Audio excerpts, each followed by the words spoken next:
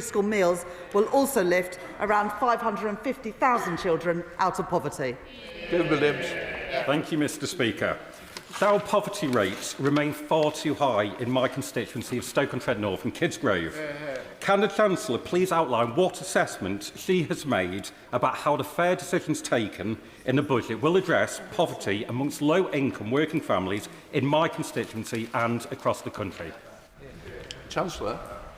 Thank you, Mr Speaker. And the honourable gentleman might know that around 4,000 children in his own constituency of Stoke-on-Trent North will benefit from the removal of the two-child benefit. That means 4,000 more children being able to go to bed in a house that is not cold and damp, and waking up in the morning and being able to have a breakfast, and the parents being able to afford things that currently they can't.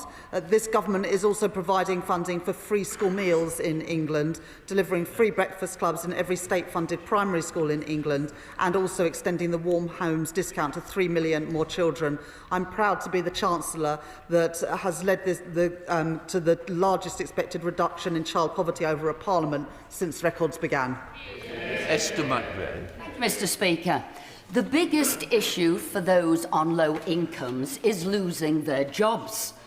Does the Chancellor believe there is any link at all between her increase in employers' national insurance contributions, her job tax, and employment levels slumping to a 14-year low? Chancellor. Thank you, Mr Speaker. Well, the number of jobs has increased by 329,000 this year. That is the record of this government getting people back into work, and also through the Youth Guarantee, dealing with the fact that when we took office last year, 1 in 8 young people were not education, employment or training. That is your record. This government are addressing it. Thomas. Mr Speaker. I commend the steps that my right honourable friend took to support those on low incomes in the budget and through the financial inclusion strategy that was recently published as well. But can I encourage her to go further on the issue of savings, given that a quarter of people in the UK have little by way of savings, and indeed 1 in 7 have no savings at all? So will she encourage employers to work with local credit unions to help those who want to save automatically to save even a small amounts from their pay packets to do so? Chancellor. Thank you, Mr Speaker. Through the financial inclusion strategy led by my honourable friend, the Economic Secretary to the Treasury, we are extending help to save within the universal credit system, and also working with banks and building societies. And I know that as a Labour and cooperative MP, my honourable friend works closely with the co-op movement and building societies to ensure that more people from low-income backgrounds can save for the future. Samuel Wilson. Thank you, Mr Speaker. Low-income families have been hit by being dragged into tax bands which they weren't in before, facing energy costs, and now the Chief Executive of Aldi has said that unless the Chancellor reviews her raid on farm inheritance tax, that there's going to be rising food prices hitting low-income families as well. If she doesn't listen to the farmers, will she at least show some concern for consumers and look again at this tax? Chancellor. Thank you, Mr Speaker. Well, if you look at what's happened since the budget, the co-op has cut or frozen the prices on 2,700 essential products at a cost of £1 billion, recognising the impact that the cost of living still poses to families, but also reflecting the budget package which supports our high streets, including our supermarkets. Stephen Gethings. Two, please, Mr Speaker. Who's doing two, folks? Chancellor. Thank you, Mr Speaker. The OBR have estimated that productivity will be 4% lower than it would have been had the UK not withdrawn from the EU. But alongside trade deals struck with the US, India, the government is also resetting our relationship with the EU to get better deals, for example, on food and farming, and also on electricity trading. But the Honourable Member's party talks about how leaving the European Union has been costly and disruptive, but somehow thinks that Scotland leaving the UK and its internal market would be magically effortless and cost-free. I must say that the SNP are no better than those who promised the public an extra £350 million a week for the NHS. It's all talk, but no delivery. Stephen Gethins.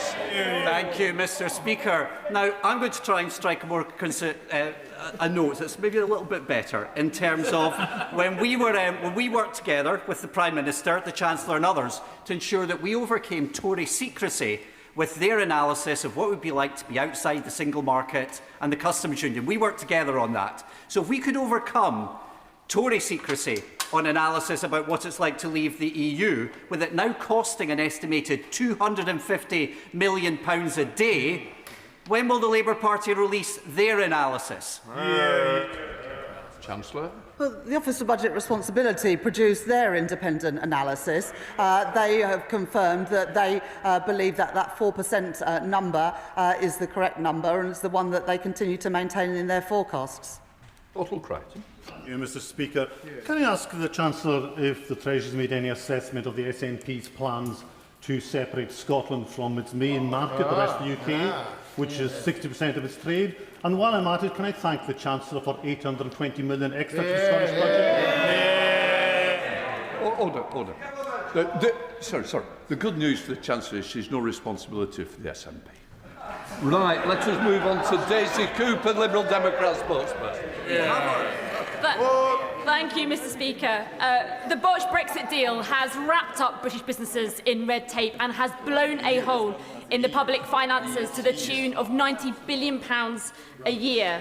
The Chancellor insists that her #1 mission remains to get economic growth. So if that is the case, could I ask the Chancellor whether she and her ministers will be voting with the Liberal Democrats this afternoon to make sure that we can get rid of that red tape and deliver on a new UK-EU customs union? Chancellor. Thank you, Mr. Speaker. Since we came into office last year, we've reset our relationship with the EU, which is why last May we agreed with the EU an expansive set of changes to our relationship, including on food and farming, on electricity and energy trading, and also on youth mobility and Erasmus. And we're taking all of that forward. But at the same time, we're also taking opportunities to trade more with fast-growing economies around the world, including India, and also by getting the first and the best trade deal that anybody has secured with the US. That's how we are going for growth, alongside the planning and infrastructure bill that we passed last night in this place. John Long. Thank you, Mr. Speaker. Question number 3. Minister. With permission, Mr. Speaker, I should like to answer this question together with question number 18. The Chancellor was clear at the budget that we are taking the fair and necessary decisions on tax to do all we can to ensure that the contribution of working people is kept as low as possible. We've reduced the gap between taxes on income from assets and income from work. We've stopped the unfairness that a £10 million property can pay less council tax than a typical terrace house in much of England, and much more. John Long. Mr. Speaker, there seems to be only one word that the Chancellor understands: tax. Her decision to continue the freeze on income tax thresholds is a hammer blow to working people. In fact, even one of the Chancellor's favourite unions, Unison, has said that freezing personal income tax thresholds disproportionately impacts lower and middle income workers. So does the Chancellor agree with Labour Party's union paymaster? Minister. I was a bit confused by that question there. You have to forgive me, Mr. Speaker, but the honourable member said that there was one word that was important. Let me give the member one figure, Mr. Speaker: £150. That's the amount we're taking off energy bills next year to help people deal with the cost of living in the here and now, supporting people because of the mistakes that previous governments made, not investing in our energy infrastructure and not investing in our future. We're picking up the pieces where they didn't make the decisions necessary. So Ashley Fox. Mr. Speaker, extending the freeze on income tax thresholds will cost working families £900 a year. It will also drag many pensioners into paying income tax for the first time. Why is he hitting these low-income families to pay more for welfare? Minister. Thank you, Mr. Speaker. I would suggest to the honourable member that he asks his front bench why 75% of the impact of people paying more tax at the lower end is a result of the decisions made by the previous government, who spent 7 years freezing income tax thresholds. It's a bit rich to talk about this government doing it for 3 when they did it for 7. Martin Rhodes.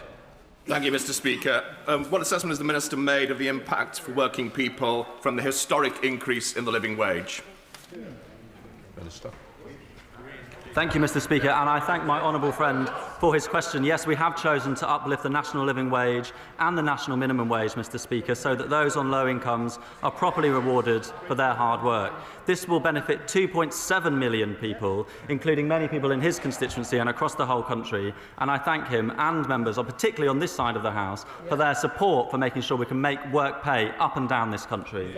Mr. Speaker, pensioners in my constituency of Hartlepool who rely solely on the state pension have shared their concerns with me that freezing the tax threshold will draw them into tax. Can the Minister confirm what the Chancellor has already said publicly, that pensioners who rely solely on the state pension will not be taxed in this Parliament? Minister. Mr. Speaker, yes. Richard Fuller, the Conservative spokesperson. Thank you. Thank you, Mr. Speaker. The Minister said fair. No, no, no. Perhaps breaking the election promise on tax thresholds may be the reason why by 2 to 1 the public view the budget as unfair. Just 3% think it will make them better off, and 2 out of 3 think things will get worse. So, does the Minister want to tell the public they are wrong, or will he explain to the House why this budget has been received so badly by the British people? Minister. Thank you, Mr. Speaker. The shadow spokesperson talks about fairness. Let me just identify one element of unfairness that he left in the tax system that this government is correcting, and that is a popular measure when we look at the views of the public up and down the country. We don't think it's fair on this side of the House, Mr. Speaker, that someone in a £10 million property can pay less council tax than someone in a typical terrace house in his constituency, in my constituency, and constituencies across the whole of England. We are making that change to make things fairer in this country. Jack Rankin. Number 4, please, sir. Minister. Thank you, Mr. Speaker. The forecasts accompanying the budget set out that the Office for Budget Responsibility expect employment levels to rise in every year of this Parliament. They also set out that employment is forecast to be higher in every year than previously expected back in March. Jack Rankin. 1 million young people not in work, education or training and 2.8 million out of work on long-term sickness benefits is both a financial catastrophe and a moral failure. The Prime Minister has rightly said it is his moral mission to get young people into work, but how does he square this with 2 budgets that have hiked taxes on working people by £66 billion whilst giving a pay rise to those on benefits? Minister. Thank you, Mr. Speaker. The honourable member is right to call those things a moral and an economic disgrace. Do you know who created them? The party opposite. Who saw a 50% in neat numbers? The party opposite. Who created the benefit system that is failing today? The party opposite. Who failed to reform the benefit system? The party opposite. Katrina Murray. It's number 5, Mr. Speaker. Minister. Mr. Speaker, we published the Financial Inclusion Strategy last month, outlining ambitious measures that will improve financial inclusion right across this country. I'm very grateful to my honourable friend for her advocacy on this issue through the APPG for debt and financial inclusion. And in line with the priorities outlined by that APPG, the strategy champions inclusive design to make products more accessible, increases debt advice capacity and supports financial independence for survivors of economic abuse. Katrina Murray. Thank you, Mr. Speaker, and I welcome the Minister's response. I am a long-standing member of the NHS Credit Union, which is one of the credit unions affected by the withdrawal of the Family Protection Plan by C Mutual on the 30th of November. Policyholders over the age of 70 who have paid premiums well in excess of what they would have expected to have paid out have been left in the lurch with no alternative provision given. I thank the Minister for what she has done so far in pursuing peace of mind for those who have tried to do the right thing and planned for their funerals. But in the interim, can I ask the Minister to bring all the stakeholders to the table to try and reach a solution that benefits particularly those policyholders? Mr. Speaker, as my honourable friend knows, I have been very sorry to hear of the difficulties of those affected by the withdrawal of this product, and I want to pay tribute to her for all of her efforts, and indeed those of her other colleagues as well, who are doing everything possible to assist constituents on this. My officials are monitoring this matter very closely, and we are encouraging anyone with information relevant to the FCA's investigation to go straight to the FCA. However, Mr. Speaker, I would be more than happy to do as she suggests and get stakeholders together. Tim Farron. Thank you, Mr. Speaker. Access to banking is surely a key part of financial inclusion. The high street banks save £2 billion a year from having abandoned our high streets and our town centres. And our post offices pick up the tab, and we're glad that they do. But they are not funded by the banks anywhere near enough to be able to maintain their presence. In Westmoreland, we have lost Hawkshead, Staveley and Grasmere post offices, and we're set to lose Shap and T-Bay, largely because the banks don't fund the post offices for doing their jobs properly. What's the Chancellor going to do to make them do that? Minister. Mr. Speaker, I thank the honourable member for his question. We very much understand the importance of in-person banking, including to rural communities and indeed beautiful communities like that he represents. But that's exactly why we're committed to rolling out 350 banking hubs right across the UK by the end of this Parliament. Over 240 hubs have been announced so far, and more than 190 are already open. Minister. Thank you very much, Mr. Speaker. Mr. Speaker, in the recently published Financial Inclusion Strategy, the government says, and I quote, "Our aim is to create a culture in which everyone is supported to build a savings habit, building their financial resilience in the long term." Mr. Speaker, what's not to like about that? But that makes the Chancellor's political decisions in the budget even more confusing. And just look at what was announced. Reducing the cash ISA limit to £12,000, scrapping a lifetime ISA, capping salary sacrifice schemes at £2,000, increasing tax on dividends by 2 percentage points, increasing savings income tax by 2 percentage points, freezing the repayment thresholds for student loans, freezing income tax thresholds for working people, freezing personal allowances thresholds for pensioners. No, please, just sit down. No, don't challenge me. It's not a good idea. I'm just going to say, we did do quite a few days on the budget. I think we can all quite remember every point you're making. Is there anything you'd like to add? If you've carried on the list, forget it. Minister.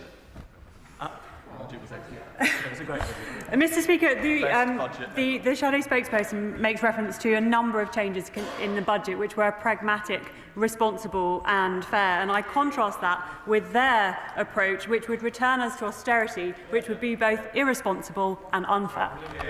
Sir Julian Smith. Question number 6, Mr. Speaker. Minister.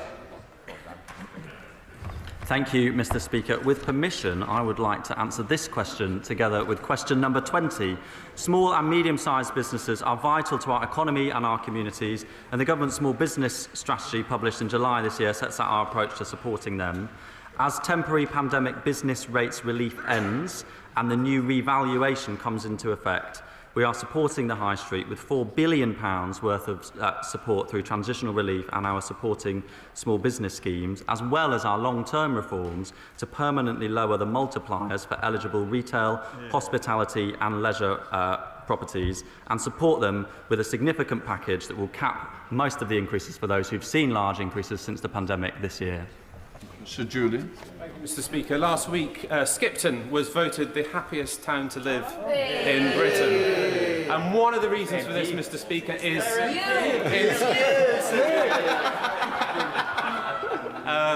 its hospitality sector. And that hospitality sector, through COVID and then through energy cost rises and then NI and other challenges, is facing massive challenges. Can I urge the government to look again at the issue of reliefs and multipliers, because over the weekend there have been so many pubs and hotels raising with me the fact they're not going to invest. We need the growth, we need the jobs. Can they just look at how they make things easier for the pub and hospitality industry? Yeah. Thank you, Mr. Speaker. I think if I had such a charming Member of Parliament, I would also be as happy as his constituents in Skipton. I thank him for his question. Look, we We considered the support really carefully in advance of the budget decisions that were announced last month. There is a challenge that the revaluation that was instigated by the previous government, that is carried out independently by the Valuation Office Agency, does mean that some businesses have seen their values increase significantly since the pandemic. That's why this government is putting in £4 billion of support over the coming years, with around half of that coming next year to support businesses. Many will see their increases capped, Mr. Speaker, at either £800 or 15%. We do think that that support is going to provide significant help to those businesses, as well as the underlying reform that we're making to the system, Mr. Speaker, to rebalance the system in favour of the high street. We're Hobbs. Another example where the numbers simply do not stack up. Mr. B's independent bookshop in Bath will see their business rates will rise by over 70% after factoring in changes to rateable value.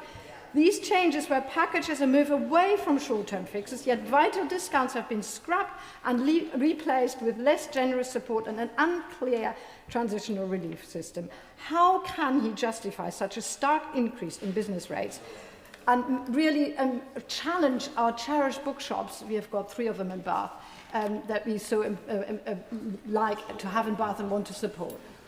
Minister. Thank you, Mr. Speaker.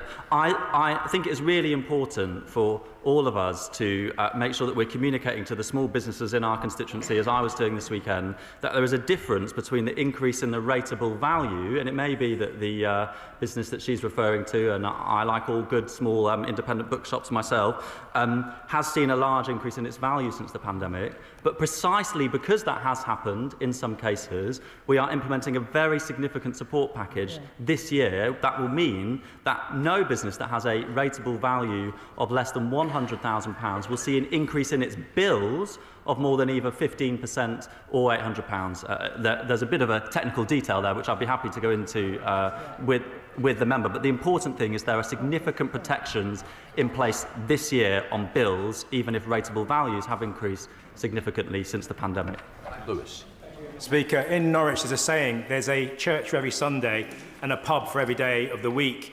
After 14 years of austerity, that's reduced down a lot lower. I think after this budget, I have many pub landlords, small and medium-sized businesses who tell me that we're not going far enough, that actually many of them will go under. They need more support, they need it soon, and if these changes go through, I fear that Norwich will not have that saying at all. We'll have hardly any pubs at all. And the point I will make is this: can we not put more of the burden on the pub companies, the big corporations who should be paying their fair share, rather than the small and medium-sized businesses and the small pub landlords who can't pay what's coming at them? Have gone. Come on, Minister. Thank you, Mr. Speaker. One of the things that we have announced at the budget is a rebalancing in the system away from those properties that have large rateable values towards the small businesses on our high street. That's worth almost £1 billion, that shift from the large to the smaller properties, supporting them within the business rate system as part of our work to reform business rates to support our high street. Ruth Cadbury. Thank you very much, Mr. Speaker. I also welcome the government's support for our high streets and also the consultation that the Treasury launched on the 25th of November around the business rate system. But it's not just high streets that are suffering until now. Under the current system, major transport infrastructure owners face crippling bills. Eurotunnel face a tripling of their business rate valuation from 2017 to now. So they have cancelled investment in their international international freight hubs. And under the current system, Heathrow Airport's business rates bill currently will increase by millions of pounds. So will the Treasury's consultation on the 25th of November give transparency and predictability? Order. I think we've got to get it. I think it's the hospitality sector that might be using the rail industry somewhere with the freight, so I'm sure we can get something in there. Thank you. Yes, Mr. Speaker, I'm sure that many of us do jump on the train to then go and support our hospitality businesses. The consultation that my honourable friend mentions is actually a very important piece of work that we've published on the day of the budget. Chapter 4 of our call for evidence on how we can reform business rates to support investment will be really important, because we do recognise that airports, large infrastructure, they are valued in a different way, Mr. Speaker, than the rest of the business properties, and we do want to look at the changes that we can make to support those businesses who have seen very significant increases in their rateable values. They, of course, will be capped as well under the scheme that we have announced. James Welsh, Shadow Minister. Thank you very much, Mr. Speaker. The Chancellor promised a new golden era of hospitality, but the reality of her business rates raid, as the British Beer and Pub Association has said, is sleepless nights, pay cuts and staff layoffs for publicans, who will be paying an extra £13,000 on average. Why did the Chancellor last week tell businesses their taxes were going down when they're going up? And will she think again and change the multipliers? Minister. Thank you, Mr. Speaker. The multipliers are a product of the change in the valuation, and they did come down, and then we brought them down even further for RHL businesses. I would say to the honourable member that without intervention this year, the bills paid by pubs would have increased by 45% as a result of the increase in value since the pandemic. Because of the significant intervention that this government is making this year, they are going up by 4%. That is the impact of the changes that this government has made. Daisy Cooper, Liberal Democrat spokesman. Thank you, Mr. Speaker. High street hospitality businesses are on a knife edge, and this is a disaster in the making. The government says that it has rebalanced business rates, but that is not the case. UK Hospitality says that the average increase for hospitality will be 76% over the next 3 years, compared to warehouses, offices and large supermarkets, which will only go up by 16%, 7% and 4%. The reality is, Mr. Speaker, that the government repeatedly said it was going to introduce permanently lower business rates, and businesses heard that and made decisions based on what they heard. Now their bills are going up. So can I please implore the Minister, in the spirit of constructive opposition, please look again, please use powers to reduce the multiplier to minus 20p, and also look at an emergency VAT cut too. Minister.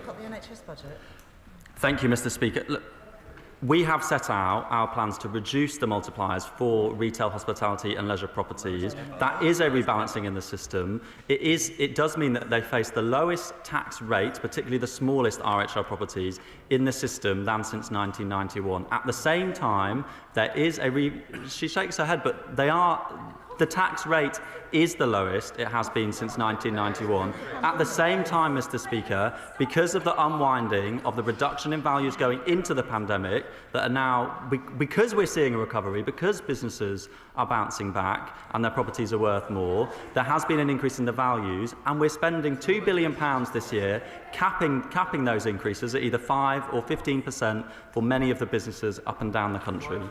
Where? Question number 7, Mr. Speaker. Chancellor. Thank you, Mr. Speaker.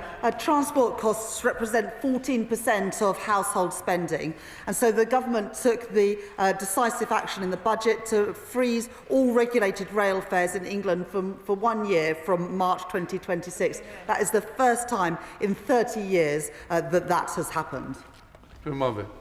Thank you, Mr. Speaker, and I'd like to thank the Chancellor and the Transport Secretary for freezing rail fares next month, which will help ease commuting costs, especially for constituents in mine using Stevenage and Nebworth stations. However, affordability alone is only part of the railway jigsaw. Regeneration schemes like Stevenage Station Gateway, supported by the Government's Towns Fund, are part of a wider £1 billion regeneration programme for our town, and that's a real opportunity to modernise transport hubs and improve connectivity, help commuters get to work more easily. So will my right honourable friend ensure that infrastructure investment for projects like these are prioritised so commuters can get to work and local economies I'm sorry, the Chancellor's even ready now. Your season tickets run out. Come on, Chancellor. I just want to talk about Stevenage, Mr Speaker.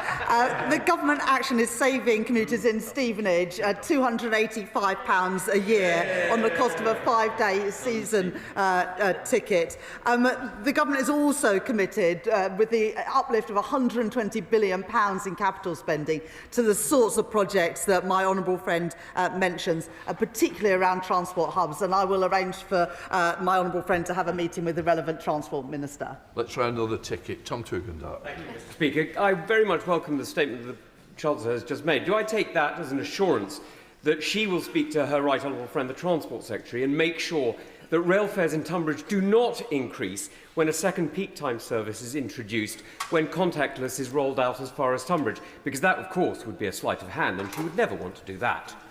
I thank the honourable gentleman for that question. In Tunbridge as well, regulated fares will be capped, will be frozen for a year from March next year. I know that many of his constituents commute into central London every day, and that will mean that people in Tunbridge and in all of our constituencies, if they commute, will have a bit more money in their pockets. Jack Abbott. Question number 8, Mr Speaker. Minister. With permission, Mr Speaker, I should like to answer questions 8 and 13 together. The recent budget backs British innovation and aspiration by supporting businesses to start, scale and list in the UK. We've put in place a 3-year listing tax relief for firms that list here, and we're expanding enterprise tax reliefs to incentivise investment in scaling firms. This means more jobs, more growth and more British companies competing globally. Jack Abbott. Mr Speaker, over the last 18 months I've been working hard to drive investment into my town, county and region, and was proud to unveil the East of England's £4 billion investment prospectus at UK Reef earlier this year. However, I'm also keen to encourage our own homegrown entrepreneurs in Ipswich and Suffolk so we can better support innovative and high-growth businesses. So could the Minister outline how the 3-year stamp duty exemption on shares, alongside other measures in the budget, will seek to do this? Minister. Mr Speaker, at budget we introduced the UK listing relief, which incentivises companies to list in the UK. The UK raised more equity capital in 2024 than the next 3 European exchanges combined, and I look forward to seeing the brilliant entrepreneurs in my honourable friend's constituency benefit from these deep pools of capital. John Slinger. Mr Speaker, in my constituency I can combine rugby and gin. So I'm grateful to the Chancellor for the measures in her budget to help the hospitality trade and small businesses. But following my visit to family-owned rugby distillery, branded and flavoured around the game, could I ask what steps her department could try to level the playing field, such as extending small producer relief to above the 8.5 ABV limit, 8.5%? Because small-scale producers find it harder to compete fairly with big producers, and we must help them tackle their challenges and convert their entrepreneurial spirit into greater success. Minister. Mr Speaker, as someone who enjoys both rugby and gin, sometimes both at the same time, I pay tribute to my honourable friend's support for the businesses in his constituency. To support spirits producers, the government has put in place a range of measures, and as to small producer relief, I know that the Exchequer Secretary is open to the evidence of the operation of the new system. And I should add that the government plans to evaluate the reforms in late 26, 3 years after they took effect. I presume you mean rugby league as well. Sir Roger again. Thank you, Mr Speaker. In East Kent, there is an entrepreneurial chain of coffee bars, 25 coffee bars, employing young people who otherwise would probably be unemployable. The profit margin on those 25 coffee bars for the last year was £12. The hospitality industry is on its knees. Will the Chancellor recognise the need to cut VAT on hospitality to 10%? Minister. Mr Speaker, we are putting in place a support package, as has been already covered by my colleagues, a £4 billion worth of support package, and we are continuing to engage with the hospitality sector. I should also add, Mr Speaker, that we're easing licensing to help venues offer pavement drinks and one-off events as well. Glenn. Thank you, Mr Speaker. I welcome the changes to the listings review, but would the Minister look at what's happening with R&D tax credits and the efficiency of the delivery of those tax credits? Because before businesses can get to listing, they are struggling when that doesn't work well enough. Minister. Mr. Speaker, I'm grateful to the honourable member for his question, as I always am. I think we are doing an awful lot, Mr. Speaker, including many measures announced at budget to support R&D in this country, including an additional £7 billion into specific areas within the industrial strategy. Ewan Steinback. Speaker, question number 9. Minister. Mr. Speaker, as my honourable friend will know, last year the government signed a £100 million Falkirk and Grangemouth growth deal with the Scottish Government. At the budget this year, we further recognise Grangemouth's centuries of history as a key UK industrial site by announcing additional investment of up to £14.5 million to support industrial projects that can create jobs. Alongside this, the National Wealth Fund is ready to invest £200 million alongside the private sector to help unlock Grangemouth's full potential and secure our clean energy future. Ewan Steinback. Additional £14 million plus to get new industry delivered quicker in Grangemouth, and the £25 million to finalise the free port in the budget 2 weeks ago is welcome. Forth Valley College is vital to giving local working class kids the skills they need to grasp the new opportunities that must come to Grangemouth. But it has been failed by the SNP Scottish Government's staggering 20% cut to colleges since 2021, and Alloa campus now faces closure. Will the Minister consider stepping in with direct skills support for this vital college? Minister. Mr. Speaker, education and skills policy, including the funding and operation of colleges, is fully devolved to the Scottish Government, and that means it is for Scottish ministers to decide how to support Forth Valley College with the overall settlement. Now, Mr. Speaker, as my honourable friend will know, the spending review provided the Scottish Government with their largest settlement in real terms since devolution in 1998, and the budget provided an additional £820 million for Scotland through the Barnett formula. Mr. Speaker, we will be campaigning in the months ahead to make sure decisions about how to invest that funding in Scotland's future are taken by Anna Sarwar and a Scottish Labour government. Thank you, Mr. Speaker. The challenges that they experience in the businesses of Forth Valley is the highest industrial energy prices in the G7. It's Labour's farm tax, Labour's family business tax, Labour's £26 billion raid on the cost of employing people, and Labour's fiscal drag on everybody earning, the Potemkin support for Grangemouth, the ambivalence to Mossmoran, and the unfunding of the Acorn project. How long does the Chancellor think Scotland should put up with this chaos from Westminster? Minister. Mr. Speaker, he's very happy to criticise tax decisions taken by this government. But where does he think the largest spending review settlement since devolution began came from? Where does he think the £820 million announced at the autumn budget came from? He needs to support tax decisions that we take if he wants the investment to go into Scotland. Liam Conlon. Question number 10, Mr. Speaker. Minister. Sorry, Mr. Speaker. With permission, Mr. Speaker, I would like to answer this question with question number 19. Mr. Speaker, the Spending Review 2025 provided record investment in the NHS, including the largest ever health capital budget. That investment has enabled a reduction in waiting list of 230,000 with an extra 5.2 million NHS appointments. At Autumn Budget 2025, the Chancellor protected NHS investment by allowing it to retain and reinvest efficiency savings in 28-29, as well as making available upfront funding to abolish NHS England, a move that will unlock £1 billion in savings by the end of the Parliament, which can instead be used to support frontline care. Liam Conlon.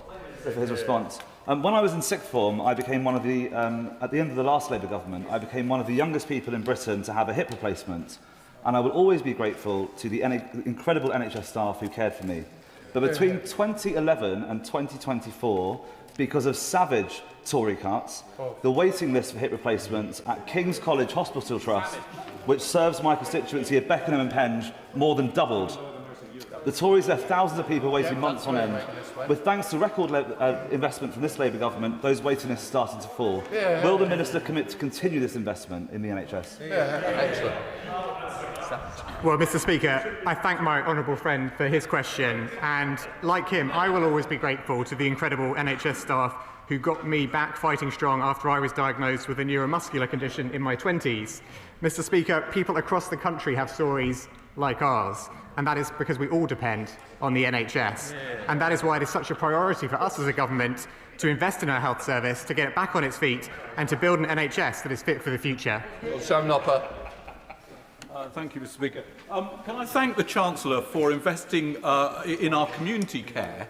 In Stroud, the two beating hearts of our community are GP surgeries and our village pubs, which actually provide and reduce social isolation. So today, the publicans are all meeting in Stroud Brewery discussing the impacts of business rates. So could I invite the Minister to perhaps discuss with a pint, over a pint, how we can help our pub landlords? But there we are. Minister. Well, I thank my honourable friend for his question. He's right to point to the role that pubs play in the heart of local communities, so I assume the pub and GP surgeries are separate in the example that he gave there. Mr. Speaker, as my honourable friend, the Exchequer Secretary, set out earlier, we're in a situation where temporary pandemic business rates relief is coming to an end and the new revaluation, which is post-pandemic, comes into effect.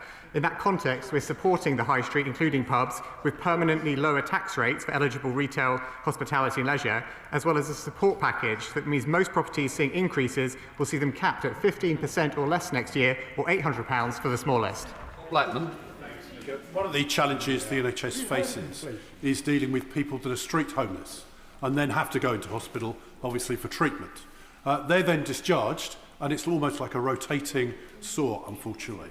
What is needed now is targeted funding to make sure that the NHS discharges people into somewhere they have a safe place to live. Will the Minister take that challenge up, particularly at this time of year? Minister. Well, I thank the honourable member for his question, and he's absolutely right to point to the fact that people showing up in hospital can often reflect other social issues, whether that be homelessness, child poverty, or other challenges that people face. As a government, we take tackling homelessness, by which I mean temporary accommodation and rough sleeping, incredibly seriously, and we'll be publishing a homelessness strategy shortly. Mr. Speaker, Ashford and St Peter's Hospital, which serves my Woking constituency, has an £80 million repair backlog. When will the government allocate sufficient funding to fix our crumbling hospitals, including at Ashford and St Peter's? Minister. Well, Mr. Speaker, as the honourable gentleman will know, the coalition government, which his party was part of, slashed capital investment in our health service. We've restored capital investment in our health service, which is critical to getting it back on its feet. And I hope that if he is making the request for greater investment in the NHS, he will change his mind and correct the record and support the tax changes we made to make that possible. John Mill. Question number 11, Mr. Speaker. Minister. Me again. Mr. Speaker, growth is the #1 mission of this government, and we are committed to unlocking growth in every corner of this country. We have committed £2.7 billion per year to support sustainable farming, £2.3 billion of transport funding for places beyond city regions through the local transport grant, and more than £1.9 billion for gigabit broadband and 4G connectivity. This funding will help tackle key blockers to growth in rural areas, helping to unlock the opportunities and benefits of growth for people right across the UK. John Mill. Thank you, Mr. Speaker. Later today, I'll be chairing a meeting of the APPG for rural business, which has a focus on generating rural growth. If we could push rural productivity closer to Western European averages, it would fix the government's budgetary black hole all by itself. So will the Minister agree to set a measurable target for increasing rural productivity so we can hold the government to account on progress? Minister. Well, Mr. Speaker, I welcome the honourable gentleman for drawing attention to the importance of productivity in the UK economy and our prospects for growth, because as we know, Mr. Speaker, the Office of Budget Responsibility reviewed the productivity impacts of the previous government's record in office, and they found that the decisions the previous government had taken over their 14 years meant we had a £16 billion revenue hit at public finances over this in the target year of the scorecard. Now, Mr. Speaker, we know that that means productivity has been downgraded as a result of decisions taken by the previous government, but that gives us an opportunity. It gives us an opportunity not to be held back by the failures of the previous government and to exceed those forecasts in the future. Noah Law. Thank you, Mr. Speaker. Cornish communities and SMEs in the supply chains of Cornwall's most promising industries alike will have been delighted at the Chancellor's announcement of the Kerno Industrial Growth Fund in the recent budget. But does the Chief Secretary agree with me that these funds should be invested prudently, sustainably, and the proceeds recouped to the Cornish public's coffers so that they can be invested again in future projects? Well, I thank my honourable friend for his question, and he and many of his neighbouring MPs are excellent advocates for Cornwall and for the benefits that Cornwall can bring to growth, both in the region where they represent and right across the country. I know that in the budget, the Chancellor was very keen to support investment in future industries in Cornwall. It's for the local council to deliver that. We'll be working closely with them to make sure that money is well spent. But the key thing for us, Mr. Speaker, is to ensure that we are enabling people in Cornwall to be part of the economic growth mission of this government. Richard Fuller, Shadow Minister. Thank you, Mr. Speaker. As this is my last question before Christmas, I want to ask my counterpart a nice and constructive question. As he will know, rural residents and businesses already pay more on fuel than their urban counterparts, and there are fewer public transport options. So can he advise what were the results of his assessment of the relative impact on rural compared to urban areas of the budget's introduction of road pricing?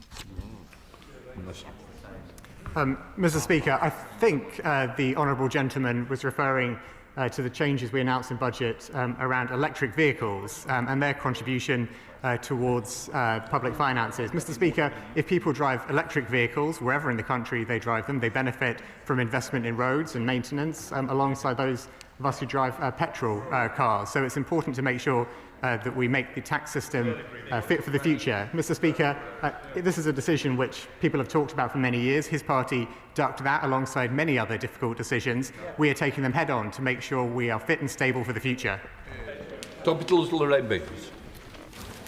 Thank you, Mr. Speaker. Question number 1. Chancellor.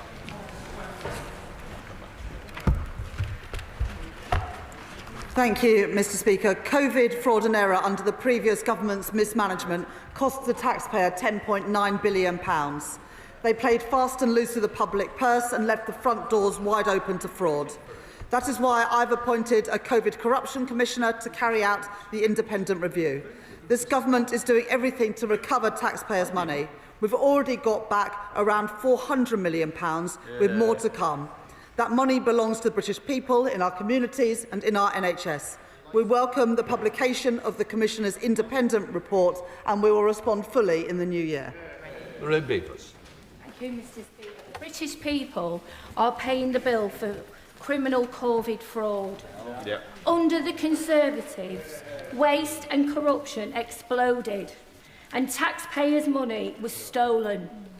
Will the Chancellor make sure that the Labour government continues to go after those who stole from the British taxpayer and make sure we get every penny back?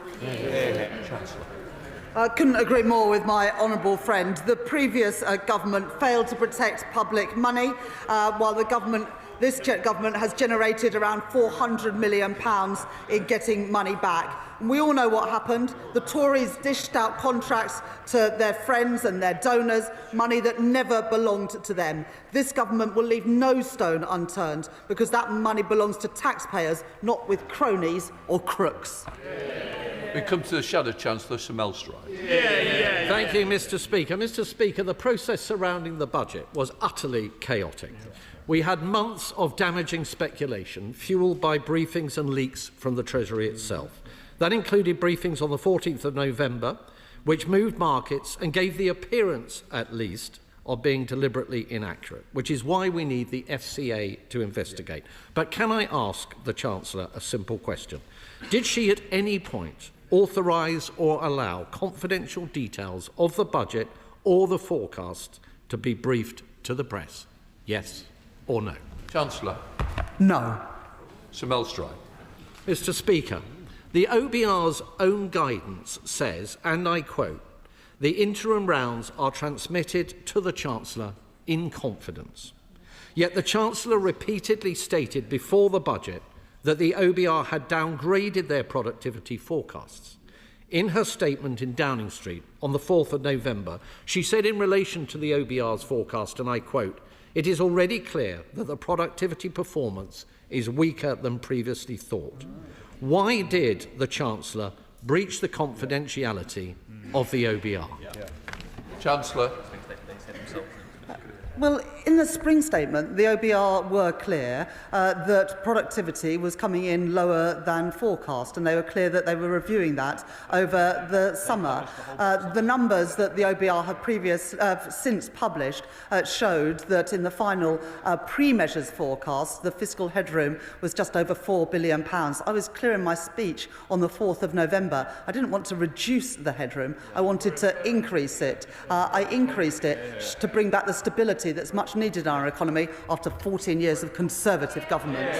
Thank you, Mr. Speaker. Having worked on child poverty for over a decade, I've seen first-hand the damage to health, education prospects and life chances that poverty can cause, put at £40 billion a year by Child Poverty Action Group. Can the Chancellor assure me that the child poverty strategy will build on the historic budget announcement on the two-child cap and do more to reverse the appalling rise in poverty that we saw from the benches opposite? Minister. Mr. Speaker, the child poverty strategy published last week sets out the steps we are taking to support families now, as well as the building blocks we are putting in place for the long term. We will lift 550,000 children out of poverty, both by removing the two-child limit and through other measures, including the expansion of free school meals. Ashley Fox.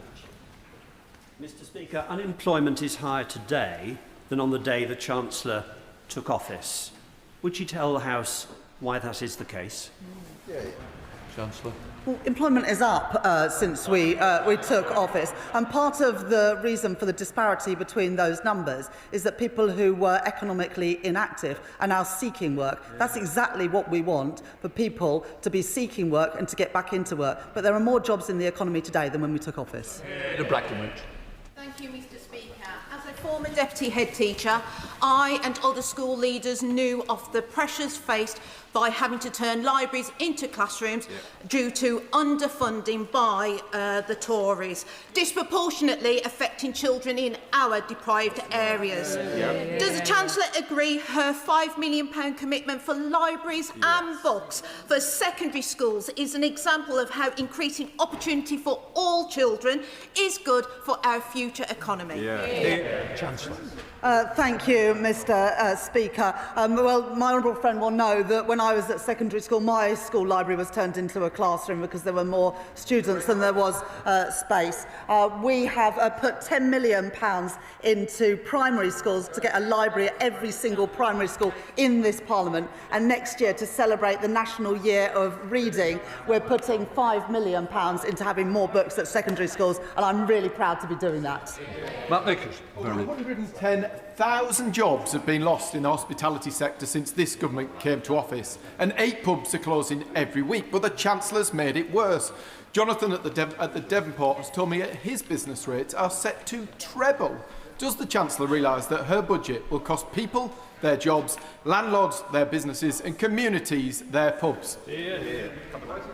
Minister. Let's be clear, nobody's business rate bills are tripling. It's important, as members of Parliament, if we have businesses coming to us to talk about the increases in their rateable values because of the unwinding of the effect of the pandemic, that we are clear on all sides of this House that the government has put in support to make sure that pubs and those who've seen their values go up will not increase next year. If the pub's rateable value is more than £100,000, they'll be capped at a 30% increase. If it's less, they'll be capped at 15% or 800. That's £4 billion of support, Mr. Speaker, that this government is providing. Tom Hayes. Thank you, Mr. Speaker. An independent and effective OBR is critical for our country, but it needs to do better. Why can't the OBR count? Why can't it forecast accurately, given the economy grew 50% faster than they predicted in March? And why can't it even publish the budget document without making a dog's breakfast of it? So, isn't it time for the OBR to properly price pro-growth measures and get behind our growth mindset? Minister. Mr. Speaker, I can be clear that we are committed to the OBR's independence as our forecaster and to the core role it plays within our fiscal framework. The Chancellor has also been clear, however, that forecasts are not our destiny. We will not let Britain be held back by the failures of the previous government. At the budget, the OBR revised upward its growth estimate for this year, and we are determined to exceed forecasts again. Scotland. Public R&D is so powerful for economic growth that US patents funded by it generate 12 times more growth than those that are not.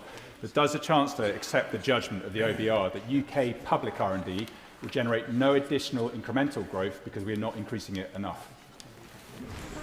Minister. Mr Speaker, the Government of course recognises that innovation is key to our long-term economic growth, to higher productivity and indeed to living standards as well. And that's exactly why we're investing more in R&D, and we've made other incentives available too.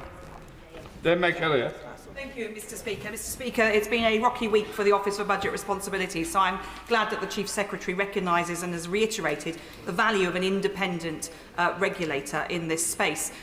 Nevertheless, a lot of swirling around and criticism of the OBR. Would the Chief Secretary or the Chancellor like just to remind people about the role of the Fiscal Risks and Sustainability Report, which does look longer term at the economy, and the importance this has in the planning, and as the Chief Secretary says, the Chancellor's as a point that it is not a destiny just because of the figures, but this report is particularly useful in this respect. Chancellor. Thank you, Mr Speaker. I have huge respect for the Office for Budget Responsibility and I reappointed Richard Hughes for a second term earlier this year. We deeply regret the publication of the budget document ahead of the budget. Richard Hughes has apologised for that and he's resigned, but I thanked him for his leadership of the OBR. But my honourable friend is right to point to the longer-term risks that the OBR also point out, and that's why at the budget we took measures like what we did on electric vehicles and on high-value properties, because we need to reform the tax system so it works for the future. Mr Speaker, the cost of delivering public services in rural Britain is higher than it is in urban areas. The cost of accessing services in rural places like West Dorset is higher for communities than it is in urban Britain. Will the Treasury commit to reviewing the funding formula so that local government, ICBs, the police, the fire services, all of our vital community services get the funding that rural communities deserve? Minister. Mr Speaker, the Ministry for Housing, Communities and Local Government recently published the English Indices of Deprivation 2025, which included the supplementary report on how deprivation manifests in rural areas. I can assure the honourable gentleman the Government will further consider these assessments of deprivation as well as other inputs when deciding funding models for local areas. Dave Robertson. My constituents across Lichfield, Burntwood and the villages will be pleased to see the government taking action on the cost of living by reducing energy bills, but they will want those benefits to be felt fairly by all bill payers. Can I ask what steps the Chancellor will be taking with Cabinet colleagues to ensure that reductions in energy bills are reflected in standing charges and not just in unit prices? Minister. Thank you, Mr Speaker. Energy bills are too high. The Conservatives left Britain dependent on the rollercoaster of gas prices and left families paying almost £2 billion on their bills for their failed energy efficiency eco scheme. So we are scrapping eco and taking some of the expensive levies off bills. My honourable friend makes an important point on standing charges. He will know that Ofgem is continuing to look at low standing charge tariffs for exactly the reason he raises. And more generally, reducing energy bills is so important precisely because they are typically a higher share of disposable income for low-income households. Wendy Chamberlain. Thanks very much, Mr Speaker. There is agreement across this House on the importance of access to cash, but also the importance of access to banking services. It's critical for high streets in areas such as Cooper and Leven in my constituency. But when will the Government agree to have the FCA review the criteria in terms of access to banking services? Because 350 hubs is a meaningless number when communities continue to lose face-to-face services. Minister. Mr Speaker, I'm afraid I have to disagree with that 350 is a meaningless number, but we of course understand the importance of in-person banking to rural communities. The location of the banking hubs is determined independently by Link, and the criteria are a matter for the FCA. But I regularly meet with MPs to discuss the adequacy and the application of those rules. In fact, I've got a banking hub surgery for members of Parliament tomorrow, which you'd be more than welcome to join. Jill Jarman. Mr Speaker, I warmly welcome the second rise to the national minimum wage under this government, with 160,000 workers in Wales already benefiting since the rise in April. Many of these will be younger workers, particularly in the retail and hospitality sector, so important to my constituency in Clwyd North, this Christmas and beyond. What assessment has been made of the impact of the rise in the national minimum wage on younger workers, and what progress has been made for equalising the national minimum wage for under 21s? Minister. Mr. Speaker, around 300,000 young workers are expected to benefit from the national minimum wage increases in April 2026. The remit for the Low Pay Commission asked that they develop their preferred path and pace for the equalisation of the 18 to 20 national minimum wage and the national living wage. The 18 to 20 national minimum wage rate from April 2026 makes steps towards this commitment. Alison Bennett.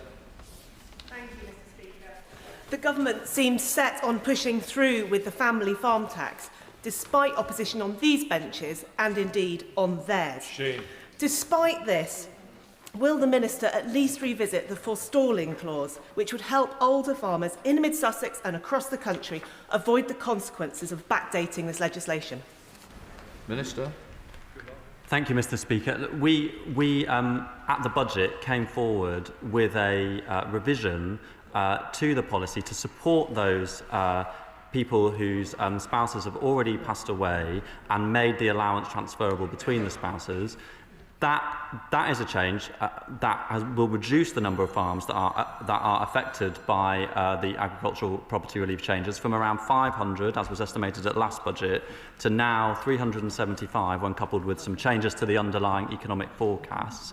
This policy raises money from those with the largest estates in a fair way, and I would encourage members on all sides of the House to consider whether or not we need to... Well, I'll stop there, Mr. Speaker. Alison Young. Dennis is a British electric bus manufacturer employing more than 700 people in Scarborough. Major bus contracts are due to go live in early 2026. Will the Minister confirm that this government is backing British-built buses over Chinese imports? And can he confirm that the changes to public procurement processes will be implemented in time for taxpayers' money to be spent on buying British buses? Minister. Mr. Speaker, we have a proud history of manufacturing in this country, including in my honourable friend's constituency, and we will capitalise on that history as we drive our future growth. The UK is a leader in bus manufacturing, and the government is committed to supporting the sector, including through the Department for Transport's UK Bus Manufacturing Expert Panel. Mr. Speaker, as a government, we want to back British buses, unlike the SNP. Ollie Glover. The government created the National Wealth Fund to encourage investment in innovation in sectors critical, such as clean energy and sustainable aviation fuel.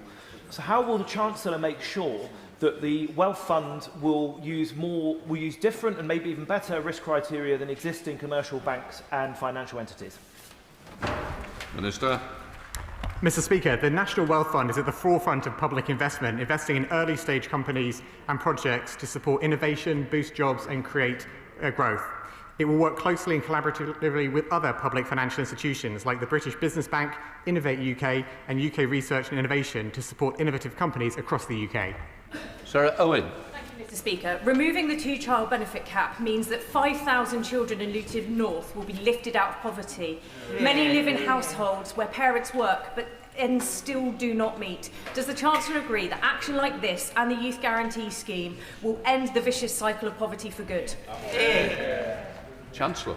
I thank my honourable friend for this question and all the campaigning work that she has done on it. The two-child limit, combined with the changes we're making around free school meals, the warm homes discount, capping the cost of school uniform, rolling out more childcare to more families, will lift more families, more children out of poverty. And it is worth noting that around 70% of kids who are growing up in poverty are in a family where someone works.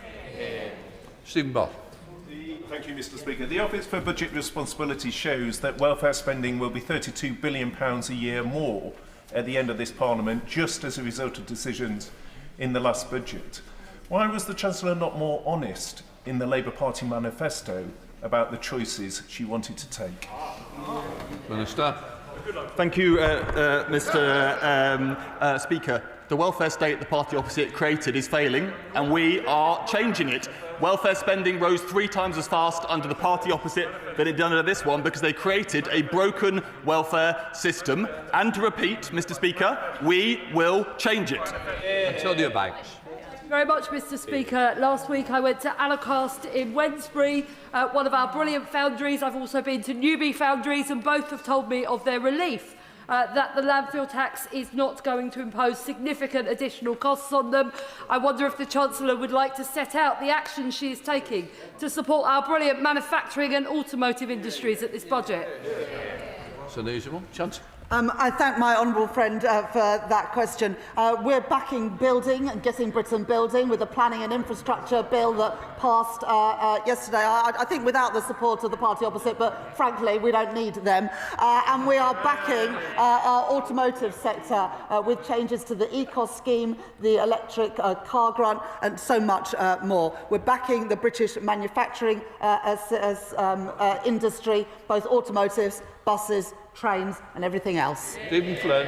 Mr. Speaker, prior to the election, the Daily Record reported the Chancellor as having said that Labour will be as economically radical as Thatcher. Well, with the closures at Grangemouth and Mossmore and uncertainty over the Acorn project and 1,000 jobs being lost every month in the North Sea, have I finally found a promise that this Chancellor's kept? Well, Mr. Speaker, as the honourable gentleman knows, we are backing Grangemouth and have put money into the Acorn carbon capture and storage project. We're taking £150 off people's energy bills in Scotland, and in England and Wales, NHS waiting lists are falling. I wonder why they're still increasing in Scotland. Rachel Blake. Thank you, Mr. Speaker. Short-term Mr. Dugan, what is it about you? Always wanting to shout at the wrong time, please. Thank you, Mr. Speaker. Short-term lets cover up to 20% of homes in parts of my constituency. Not only are they eroding communities, I'm concerned that they are not fully paying their tax. What steps would the Chancellor take to address the fact that data from Airbnb suggests that as many as 6,000 homes are being let on short-term lets and vanishingly few are actually registered to pay business rates? Will she meet with me to discuss this issue and how we can recover the tax up to hundreds of millions? Yes, I'll do. I thank my honourable friend for her question and her continued campaigning on this issue that I know is so important to her constituents. For those who seek to bend the rules, the companies like Airbnb now send HMRC data on all their hosts. Where hosts fail to provide the detail that HMRC requires, Airbnb stop the payments until they do so, Mr. Speaker. But we do need to go further, and I will meet with my honourable friend to discuss this. Brilliant, Simon Hall. In the hope that the government had listened to the NFU and others, a North Dorset farming family sat in expectation to the Chancellor's statement for the budget. They were disappointed with the announcements on the family farm tax. He withdrew his medical treatment. 3 days later, he died. So determined was he to keep that family farm within his family, and knowing the struggle that they would have had to have met the tax bills post the 1st of April. I share that not to be inflammatory. I just wanted to make sure that the Treasury bench knows that their decision on the family farm tax has direct consequences to people up and down the country. Minister. I thank the honourable member for that question. The Treasury bench is fully aware of the fact that changes to inheritance tax do, of course, have an effect on those who are older. That is why we have made sure that we have, in the changes that we have put forward that affect both agricultural property and business property, we have a higher allowance with an extra £1 million, and we have a tax rate that is half as low as everyone else pays. We think that these reforms that do raise money in a fair and sustainable way will both contribute to us to be able to raise the revenue that we need and do so in a way that protects family farms. But of course, we understand that there will be impacts on people. That's why we've designed the policy in the way that we have, and we've come forward, Mr. Speaker, with the changes that we announced at the budget just a few weeks ago.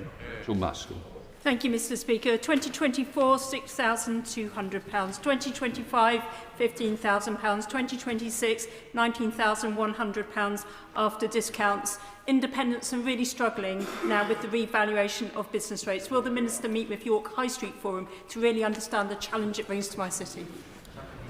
Yes. Mr. Speaker, I would be happy to speak with my honourable friend about the issues that she raises in her constituency. Rupert Lowe. Thank you, Mr. Speaker. The Chancellor has embarked on a Fabian programme of brutal tax and spend economics that might please the dwindling number of Labour voters, but is hollowing out the nation's productive base. Those who take risk, invest long-term and create high-quality jobs are increasingly voting with their feet. record numbers of top earners, the rainmakers who actually bankroll public services, are leaving the UK for good, taking their wealth, but more importantly, their brain power with them. Does the Chancellor even begin to understand the lasting and irreversible damage she is causing to the British economy? Minister. Thank you, Mr. Speaker. We've all watched the honourable member voting with his feet by leaving the bunch of crazies that he was part of before this. Now, let's get back to what this government is actually doing to drive growth, increasing public investment by £120 billion over this Parliament and making sure things get built. Building housing, a default yes for developments around train stations. Building transport, the Lower Thames crossing, the expansion of Heathrow and Gatwick airports. Energy at Sizewell and Wilfer. This is a government backing the builders month after month after month. Next bit. Mr. Speaker, the Pensions Minister was brilliant at the budget at helping our mining communities across the UK. Can I, though, ask for an update on plans for the changing of the surplus sharing arrangements for both the Miners' Pension Scheme and the British Coal Staff Superannuation Scheme? Minister. Thank you, Mr. Speaker. My honourable friend has been a powerful campaigner for these pension schemes to those surpluses to be shared with their members. He knows that we've made an announcement at the budget to make sure that the coal scheme surplus is shared with its members, and I know that the trustees are bringing forward their proposals on the sharing of future surpluses. Alan Mack.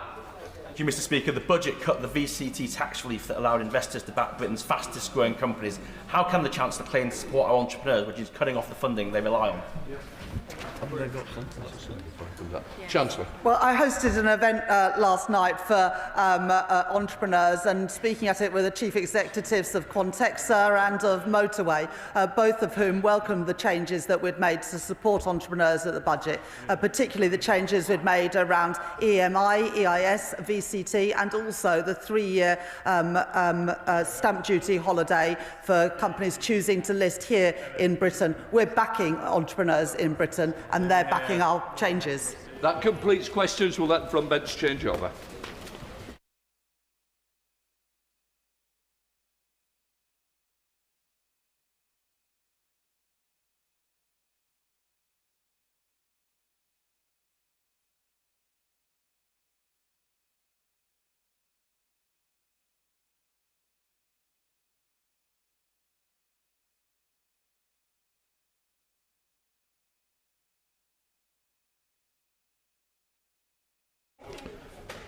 Before we come to the urgent question on Operation Kenova, I remind the House that there is an ongoing waiver to allow limited reference to any active legal proceedings relating to the historical troubles-related deaths. Any references to such cases should be limited to the context and to the events that led to the cases, but not to the detail of the cases themselves, nor the names of those involved in them. Members should always take special care to avoid saying anything that might interfere with the course of justice. Can I say, I thought it wouldn't have been a WMS, I thought it would have been a statement to the House. When all the news channels are carrying such a major subject, I really do think this House will have had the benefit. That's why I've granted the UQ. Right, Gavin Robinson. Thank you, Mr. Speaker, and I am grateful for you granting this urgent question to ask the Secretary of State for Northern Ireland if he will make a statement on the latest publication from Operation Kenova and the Government's response to its findings. Stay. I'm grateful to the right honourable gentleman for his question, and I want to inform the House that I will be laying a written ministerial statement on this matter later today. Operation Kenova has published its final report, which covers the activities of the alleged agent Steakknife, as well as other investigations referred to it by the PSNI. I want to begin by commending the Kenova team, led by Sir Ian Livingston and John Boucher, for the exemplary way they carried out their work, built trust with families, put victims first, and provided many answers about what happened to their loved ones. Operation Terma, which was part of Kenova, resulted in the prosecution of an individual now extradited from Ireland and awaiting trial for the murder of 3 RUC officers in 1982. Kenova has set a standard for future legacy investigations, and we've drawn on a number of those lessons in drafting the Troubles Bill. I wish to express my heartfelt condolences to all the families who lost loved ones in the appalling circumstances described in this sobering report. Operation Kenova was asked to establish whether there was evidence of criminal offences by the alleged agent known as Steak Knife or their alleged handlers. The behaviour described of the alleged agent and their role in the provisional IRA is deeply disturbing. It should not have happened. And in recent decades, there have been significant reforms to agent handling practice, including through legislation. The use of agents is nowadays subject to strict regulation, overseen by the Investigatory Powers Commissioner and the Investigatory Powers Tribunal. On Operation Kenova's request to the government to name Steak Knife, I told Sir Ian Livingstone in August that, and I quote, "Due to ongoing litigation relevant to the neither confirm nor deny policy, namely the Thompson Supreme Court appeal, a substantive and final response to your request will be provided after judgment has issued in that case." The government's first duty is, of course, to protect national security, and identifying agents risks jeopardising this. Today's report also makes public the high-level findings of Operation Denton, which looked at killings carried out by the UVF Glenanne gang. The behaviour reported on, including collusion by individual members of the security forces, is shocking. The government will respond to the full Denton report when it is published, bearing in mind that there are related legal proceedings ongoing in this case and in the case of Steak Knife. The government responded to a number of the other recommendations in the interim Kenova report in August. This is available in the library and is also addressed in the written ministerial statement. Mr. Speaker, can I thank the Secretary of State for that response and for being here this afternoon, to discuss Operation Kenova. I know that when the Secretary of State was appointed, he has spent an inordinate amount of time on legacy, and I know that he is committed to the principles of not rewriting the past and of ensuring that issues can be explored to the fullest degree. He knows that in Northern Ireland, peace was only secured because of the actions of our intelligence services, our armed forces and brave members of the RUC. He knows that the IRA were brought to their knees by the activities of our intelligence services. And he also knows that the IRA were riven by agents of the state. Both Dennis Donaldson, the Director of Operations for Sinn Féin, and Freddie Scappaticci, the head of the Internal Investigations Unit, also known as Steak Knife.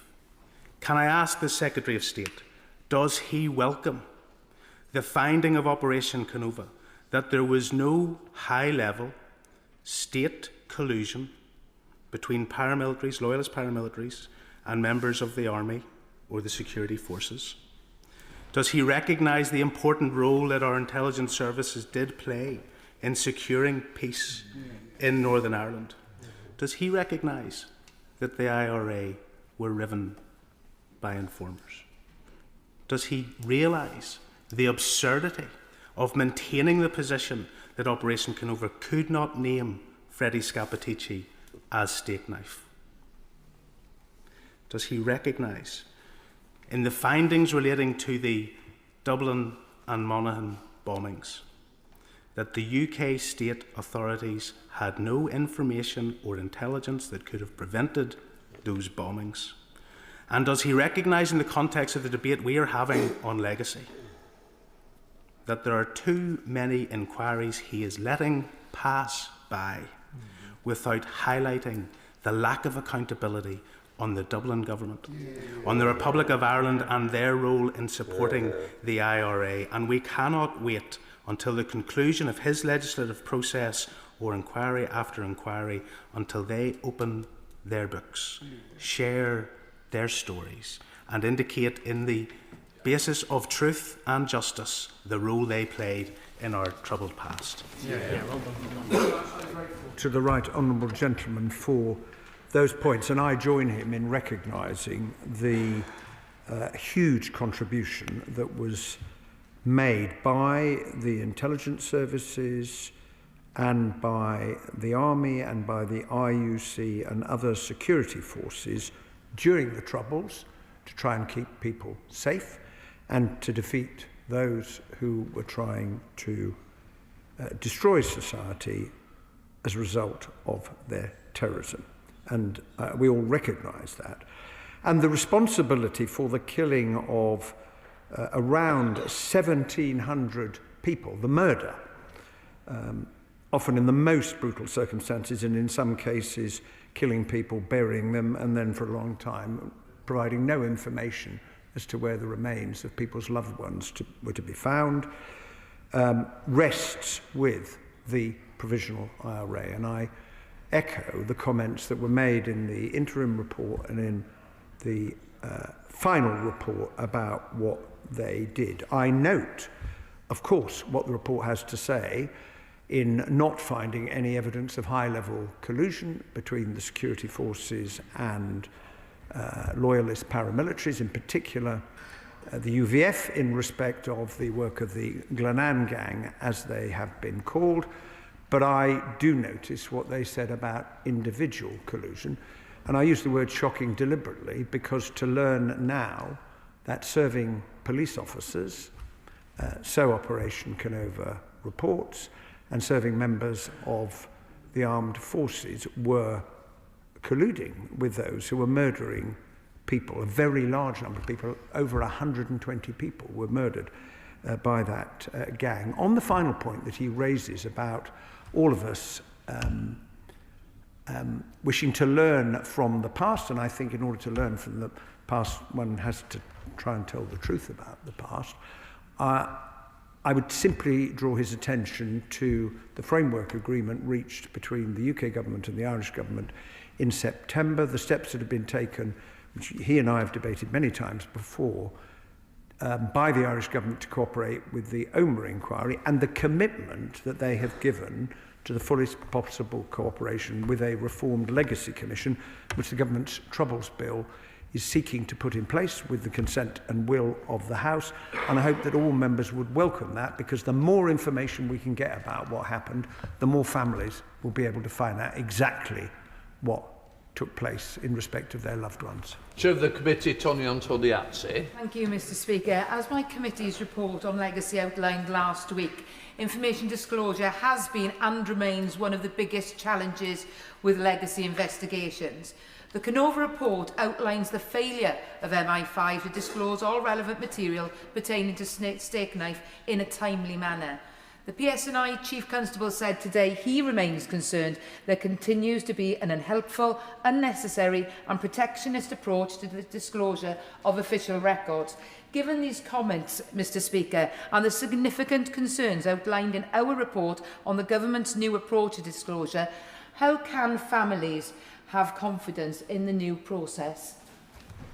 Well, I'm very grateful to the Chair of the Select Committee for what she has just said. She refers to the unfortunate episode in which MI5 discovered further files relating to the work of Operation Kenova, which they hadn't been able to identify previously.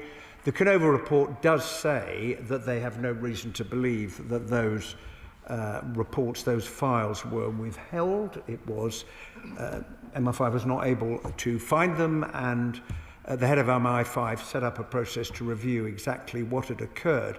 I think it is essential that all of us are able to say that when the bodies that are charged with investigating what happened in the past, and that includes the current ICRIR, which will become the Legacy Commission under our legislation, it is the case under the current Legacy Act that the ICRIR has the ability to request and to see all information, and that will remain the case when it comes to the reformed Legacy Commission, because the Commission has the ability to deal with closed material. The coronial system does not, as the House is aware, and it is vital, precisely as she puts it, for the confidence of families that they know that the people who are trying to find out what happened to their loved ones are able to see all of the relevant material.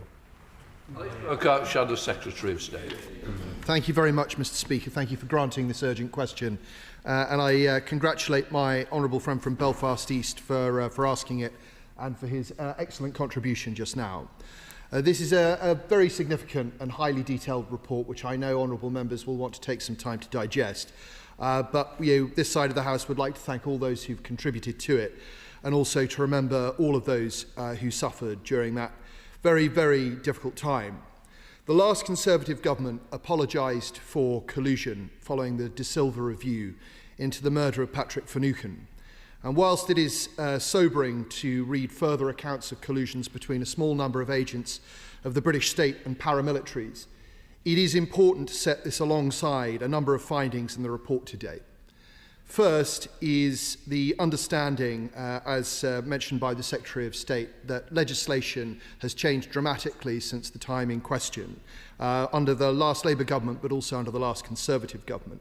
Second, it's important to highlight that although the review found that there were a small number of rogue actors, they did not find, and I quote, any evidence that collusion occurred at a political or strategic level, and that there was no evidence which indicates that the RUC at an organisational level was involved or complicit with the activities of extremists or terrorists. So I think it's very important that those findings are not lost. Third, as my honourable friend from Belfast East said, the review found that of the 1974 Dublin and Monaghan bombings, there was no specific intelligence which, if acted upon, could have prevented those bombings. And it did not manage to find any evidence that there was intelligence that would indicate that British security forces were colluding with the UVF in those attacks. Very, again, historic findings, I think, today. I'd be very interested to hear from the Secretary of State if he would be prepared to come back at a later date and tell us more about the government's future position on neither confirm nor deny. I understand that there's a case going on at the moment, but I believe that once that's done, it would be very important for the government to be clear with the House about how it sees that policy going forward. And lastly, Mr. Speaker, as has already been raised, there have been a number of reviews, detailed reviews and necessary reviews into collusion between agents of the British state and paramilitaries, but as yet no such reviews on the Irish side. Will the Secretary of State tell us whether the Irish government has told him by when they intend to present their own legislation? Well, I am grateful to the honourable gentleman for his comments and the spirit and tone in which he delivers them on this extremely serious matter. I do indeed acknowledge, as I think I've already indicated, what he said about the nature of the collusion that has been discovered, what it was and what it was not, including in relation to the Dublin Monaghan bombings. Those are very, very important findings.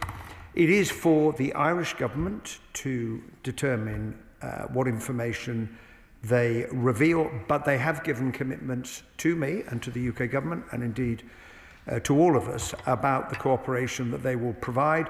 The Taoiseach has said to me that by March, the legislation to allow witness testimony to be given to the Omagh bombing inquiry will be in place, and we look forward to seeing in due course the outline of the Irish government legislation that will implement the rest of the commitments when it comes to cooperation with the new Legacy Commission, which we are seeking to establish by means of the legislation currently before the House.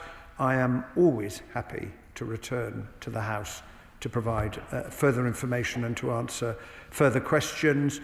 But we are waiting for the Thompson judgment, which is absolutely about the neither confirm nor deny policy, which is why when I wrote to Sir Ian Livingstone on I think it was the 13th of August, I said to him what I quoted in my original answer to the right honourable gentleman's question.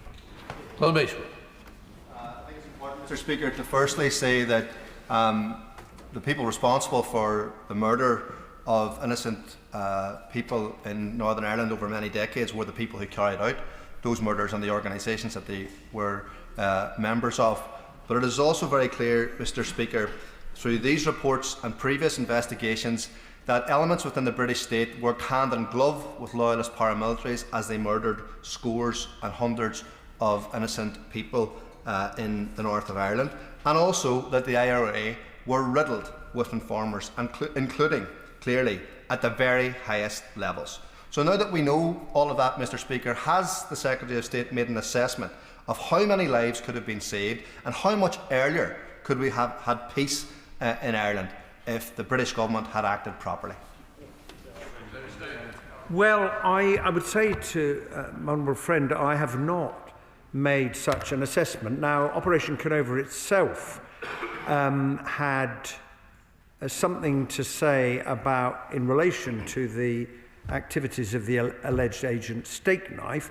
Their view was that the balance, I hate to use the word, the balance sheet, lives lost and lives saved, was not quite as it had been described by others. What I think is particularly important about the report today, and it confirms a point that John Boucher made, Mr Speaker, when he published the interim report, because he said that in the absence of information about what happened, people form a view about what they think happened, and as a result, what is finally produced, and there is an example of that in relation to the final Operation Kenova report, it might turn out that it's not quite what everybody thought it was. And that is the argument for trying to be as open as possible about what happened. But I wanted to be clear in coming to the House today that what is revealed, as I've said, is disturbing and deeply shocking and should not have happened. And it's really important that we learn the lessons. Paul Cole, Liberal Democrat spokesperson. Thank you, Mr Speaker. I thank the Right Honourable Member for Belfast East for his question and the Secretary of State for his answer.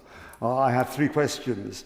Does the Government accept the Operation Kenova report findings of serious organisational failure by MI5? And if so, what concrete steps will it take to address these failures? Secondly, is the Secretary of State satisfied his proposed legacy legislation contains adequate safeguards to ensure that honourable former service personnel who served lawfully and with integrity and followed orders in good faith do not fear persecution on the basis of the unlawful actions by the rogue individuals or the state?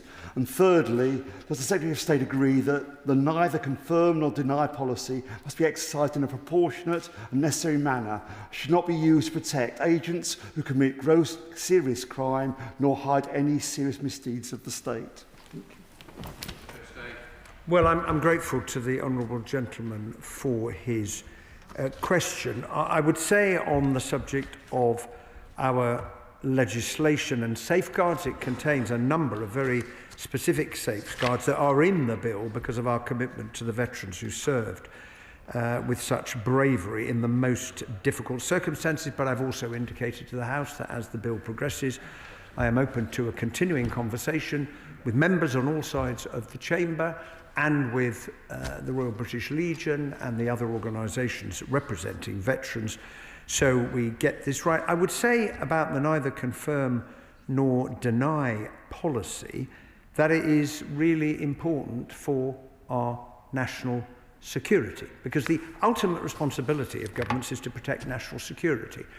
And the moment that the neither confirm nor deny policy starts to be eroded, although there have been a small number of cases in which it has been set aside for particular reasons, the moment that happens, it undermines the confidence of those who are serving the state today to keep us safe, because they may start to ask themselves, is that lifelong commitment not to reveal anything about what I've done, is the government still going to uphold them? So it's a really, really important protection for those who do very dangerous things in order to try and protect all of us. And finally, in relation to MI5, I responded in answer to the chair of the Select Committee about the information that was subsequently discovered. But of course, the use of agents, covert human intelligence sources, is nowadays subject to regulation under the Regulatory and Investigatory Powers Act 2000 and the CHIS Criminal Conduct Act 2021.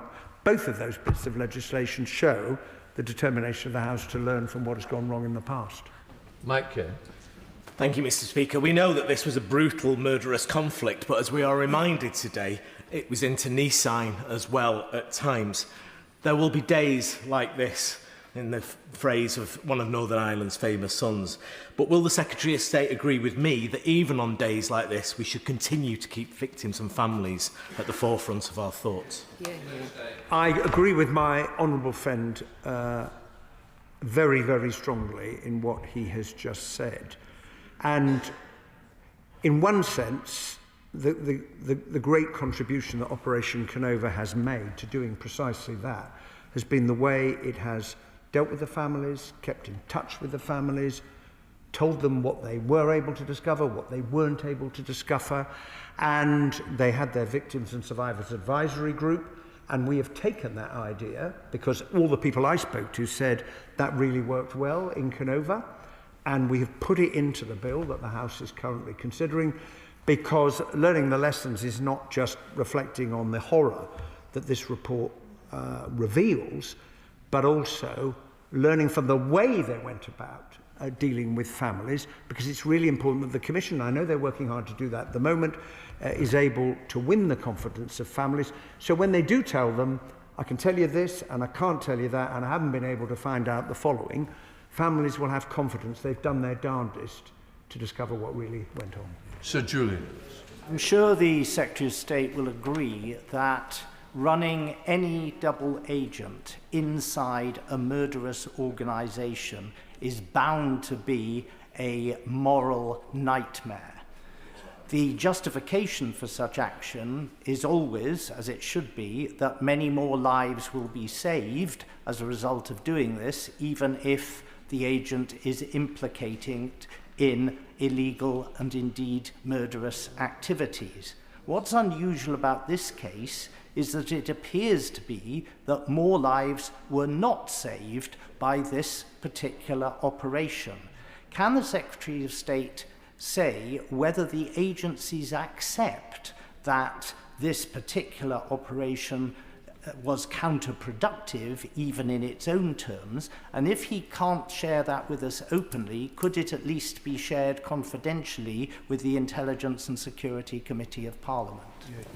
Well, the Intelligence and Security Committee may well wish to look at the Operation Kenova report and to ask questions. And in the first part of the Right Honourable Gentleman's contribution, he put an important hypothetical point about the difficulty of balancing these considerations.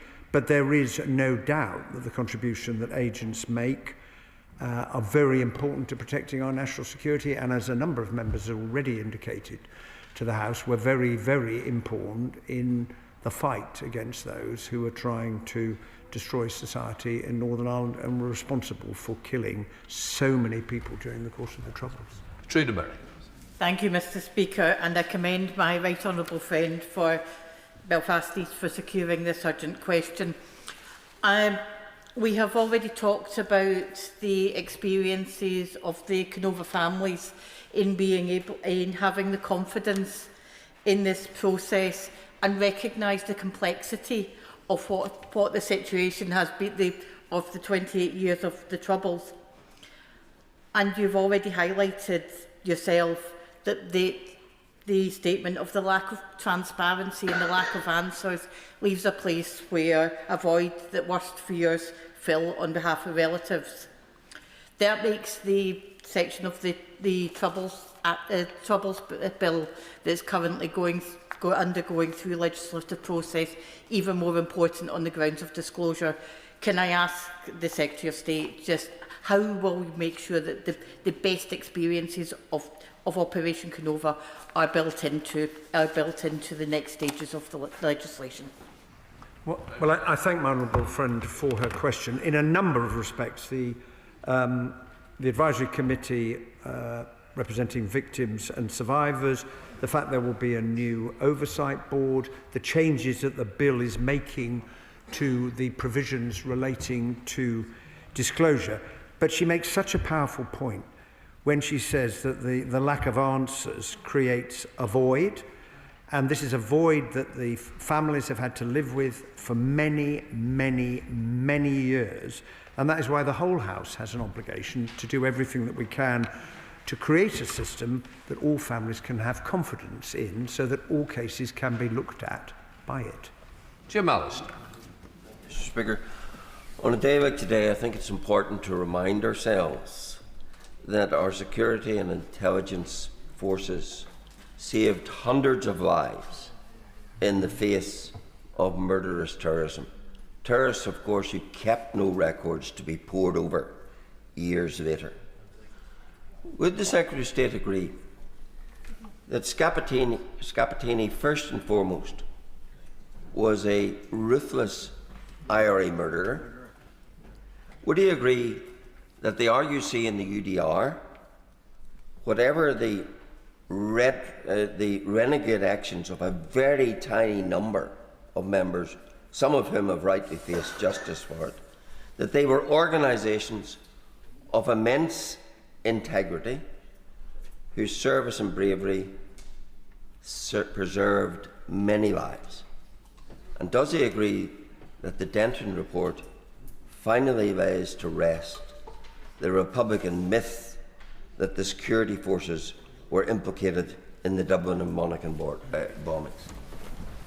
Well, on the latter point that the honourable gentleman raises, that is indeed what the Kenova report says today. It's one of many reasons why it is so important. I am not going to comment on the alleged agent with the name Steak Knife for the reasons that I gave out in answering the right honourable gentleman's question at the beginning, because this Thompson judgment that we are currently awaiting is really important in respect of neither confirm nor deny. I've already indicated to the House that I join all honourable and right honourable members in paying tribute to the work of the intelligence services and the security forces in trying to keep people safe in the face of murder and mayhem caused by many people during the course of the Troubles, both the Republican movement but also the Loyalist gangs that killed a lot of people also. Adam Jones.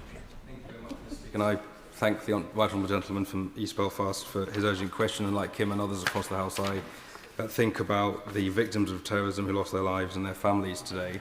I want to acknowledge and commend Sir Ian Livingston and Chief Constable Boucher for their work. I think this is a demonstration how important independence is. Now, the reports, Mr. Speaker, for families that Operation Kenova has produced demonstrates the value of independent and effective legacy investigations. So with that in mind, and I acknowledge the Secretary of State's reference to his openness, can I urge him to think about appointments to the new judicial panel of the new Legacy Commission? I believe that they should be made by the Judicial Appointments Commission in Northern Ireland rather than the Secretary of State, because as Operation Kenova, any Secretary of State, I should say, because Operation Kenova demonstrates that independence is key if we're going to effectively address the legacy of the past. Well, independence is indeed extremely important to building a sense of confidence on the part of families that their cases will be properly looked into. I note the point that my honourable friend makes about the appointment of judicial panel members for the Commission, in particular the inquisitorial proceedings. I suspect that we may return to that in committee. Carl Lockhart. Mr. Speaker, the Secretary of State needs to go further. A number of members have pressed him on this point, but he still has not explicitly told this House that given the extensive scrutiny directed at alleged agents within the UK establishment, what demands he has made of the Irish Government to disclose the extent and details of agents operating within the Republican movement, particularly in light of the irrefutable evidence of collusion that enabled the murder of RUC officers, UDR and Protestant civilians, particularly in the border areas, because unlike him, I'm not prepared to accept their say-so when for decades they have covered up, housed and protected terrorists and denied innocent victims truth and justice. Say to the honourable member, in the light of what she has just said, I hope that she would welcome the commitments that the Irish Government has given. Well, she shakes her head, but she is saying, well, the past and what happened in Ireland or didn't happen in Ireland is a matter for the Irish state to deal with. But I hope she would welcome the commitments that have been given to cooperate to the fullest possible extent in the new Legacy Commission, which is not the case in relation to the current commission established by the Legacy Act for reasons that she and the whole House will be well aware of, because whatever happened in the past, the most important thing is that we enable families who are still waiting for answers to get access to all information that is available now. That is what the Irish Government is committed to. Speaker, on Kenova, I can only express horror experienced by some of the victims, but I think the wider context of our security services is very important. I worked in the Foreign Office in counter-terrorism on the anti-ISIS campaign.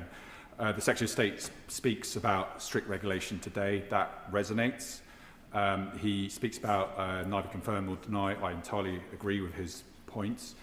Does the Secretary of State agree with me that the ethics around agent handling, protection and recruitment are incredibly complex, and it is all too easy to criticise our security services who, in my experience, do, frankly, an outstanding, at times, simply unbelievable job in saving lives?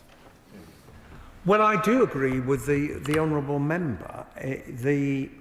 From the contact that I have had with the security services since I took up this post, the commitment, the dedication, the passion, the ingenuity, the determination to protect people today is quite something to behold, and some judgments are complex. There's no doubt about that, but it's also important that we learn from the past and what didn't go right. And I think anyone looking at the final Kenova report today and seeing what it reveals about what went on in some cases will recognise, A, the importance of learning from that past, and that is why the legislation which governments have passed since have been so important, because that legislation recognises the complexity but reached the conclusion you have to have a legal framework that governs it with independent oversight. We now have that. That was not the case in the 1970s and the 1980s. Robin Swan. Thank you very much, Mr. Speaker. In the press conference this morning, the Chief Constable said the investigation has demonstrated that murders that could and should have been prevented that were allowed to take place. Mr. Speaker, there was always an alternative to murder in Northern Ireland. So would the Secretary of State agree with me that it's now time for an inquiry actually to identify and to hold to account those who directed terrorism and murder in Northern Ireland? Well, I would say to the honourable gentleman that we have the commission that was established by the last government in the Legacy Act, which has the capacity to investigate all cases that are referred to it. And when I came into office, I took the decision that we would retain but reform the commission as opposed to abolishing it and starting again, as I was urged by some people to do in Northern Ireland. I think it was the right decision to take, not least because there are, 100 investigations that are currently taking place. But what we have to ensure is that it is established and reformed in a way that gives all families confidence. And I would say that what we're trying to achieve is one mechanism for dealing with finding answers to those questions. I've said to the House a number of times before, Mr. Speaker, we're not going to be able to deal with legacy by a series of public inquiry after public inquiry. We need to establish the Commission on the basis that it can do the job for everyone. Samuel Wilson. Mr. Speaker, the report makes it quite clear the extent of IRA brutality and murder in Northern Ireland, including murders within their own Republican community. Does the Secretary of State agree with me that the First Minister of Northern Ireland can no longer remain ambiguous in, first of all, her acknowledgement and secondly, her apology for what her fellow travellers did to people within their own community and within the wider community in Northern Ireland? And would he also accept that the real state collusion occurred by the successive governments in the Irish Republic who hid terrorists, allowed them to store arms, train, cross the border and then refused to extradite them, and instead of giving them a role in the arrangements for the legacy of the past? Will he commit to holding the Irish government to account for its sins of the past? Well, I can say to the honourable gentleman, I certainly intend to hold the Irish government to account for the commitments it gave in the framework that I announced jointly with the Taoiseach in September.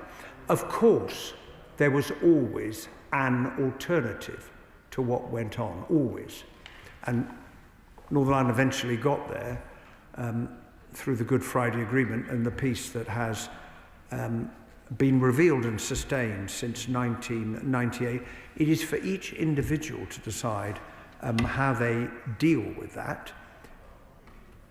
But I would say to the honourable gentleman that what we need to focus on now, because there are things clearly that can't be undone in the past, is to learn from what we have learnt, and today's report is an extremely important contribution to that, about what went on in all sorts of respects, but to make sure, as I've said a number of times, that families get those answers they're still waiting for. Kenova did a lot to do that for the families with whom they work, but there's lots and lots of other families who still don't know. That's why we have to have a commission that works for everyone. Sir Pochi. Thank you, Mr. Speaker. This report covers the activities of one informer from within the higher echelons of the Provisional IRA. But does the Secretary of State agree with me that there is a risk that the findings of this report, when taken in isolation, fail to fully recognise the contribution made by informants and agents inside the IRA to stop the killings of countless lives? Well, I think it's very important that we take a balanced view, that we acknowledge successes and bravery and determination, and we saw that in abundance during the course of the Troubles. But where things happened that should not have happened, we need to acknowledge them. Because how can you make progress now and into the future if you don't learn the lessons of the past? Speaker, as people analyse the report and the Secretary of State's statement, they will be looking to the future as we try and ensure no one rewrites the past. But in trying to do that, would the Secretary of State agree that the murky world that people like Scappaticci inhabited brought about the consequences of 1994, when both the IRA and Loyalists declared ceasefires, and that now is the time for the leaders of the political Republican movement to say what happened in the past was wrong, shouldn't have happened, and issue an unequivocal apology for the actions of the Provisional IRA? Well, I would simply say to the honourable gentleman, he raises a very important point, that we are clear as a House there was always an alternative to violence. It was not justified, it was never justified. And when you look at the number of people who were killed on all sides in the Troubles, the grief, the pain, the suffering that was caused. But we also need to recognise that there was a process that led to those ceasefires, to political power sharing, which has resulted in peace and stability in Northern Ireland ever since the signing of the Good Friday Agreement. And that is the most important thing that we should hold on to, while, as I've said already, learning the lessons from the past and providing answers to those families who remain to find them. And I will just share with the House, because I think this is the final question, about 3.5–4 weeks ago, I went to Bragan Bog, and with the brother and two brothers and sister of Columba McVeigh. He was 19 years of age when he was murdered by the Provisional IRA, and the information suggests that his remains lie in that bog. It is a desolate place. They have been searching for his body for a very, very long time. And the Commission for the Location of Victims' Remains has done such an important job in helping to bring back the remains of people who were murdered in those circumstances, Mr. Speaker, so they could be laid to rest with their families present. And I, and I'm sure all members of the House, long for the day when the bodies of Columba McVeigh and Robert Nyrak and Seamus Maguire and Joe Linsky are finally recovered, so all of the disappeared can rest where they should rest, with the knowledge of their families so they can have some peace. Final question, Jim Shannon. Mine's always a final question. Can I thank the Secretary of State very much for his answers, and can I also thank all of the security forces, the Army, the RUC, for all that they did to save lives. I think this House, the nation, Northern Ireland, owes them a great debt for all that they've done, and we put that on record. When thinking of Kenova, my mind goes back to 1984 and the case of Jimmy Young, who lived in Portaferry in my constituency of Strangford. His case was part of the files sent to the PPS for Northern Ireland. Included in this was the report of steak knives involvement, but no prosecution was ever initiated. For the family who are still alive and mourning the killing of Jimmy, what steps will be taken to ensure that the family will have access to as much information as legally possible to get them some form of justice for his murder? I always ask for justice. I'm asking for justice for Jimmy Young and his family. Well, the honourable gentleman makes his... Please don't. I know he's answering the gentleman. The honourable gentleman always makes his contribution in these matters with real force and compassion to find answers for families. As he will be aware, Operation Kenova submitted a number of files to the Public Prosecution Service in Northern Ireland. In only one case has a prosecution been taken forward, and I referred to that in my answer to the right honourable gentleman's question. In other cases, the PPS decided there was not a basis for a prosecution.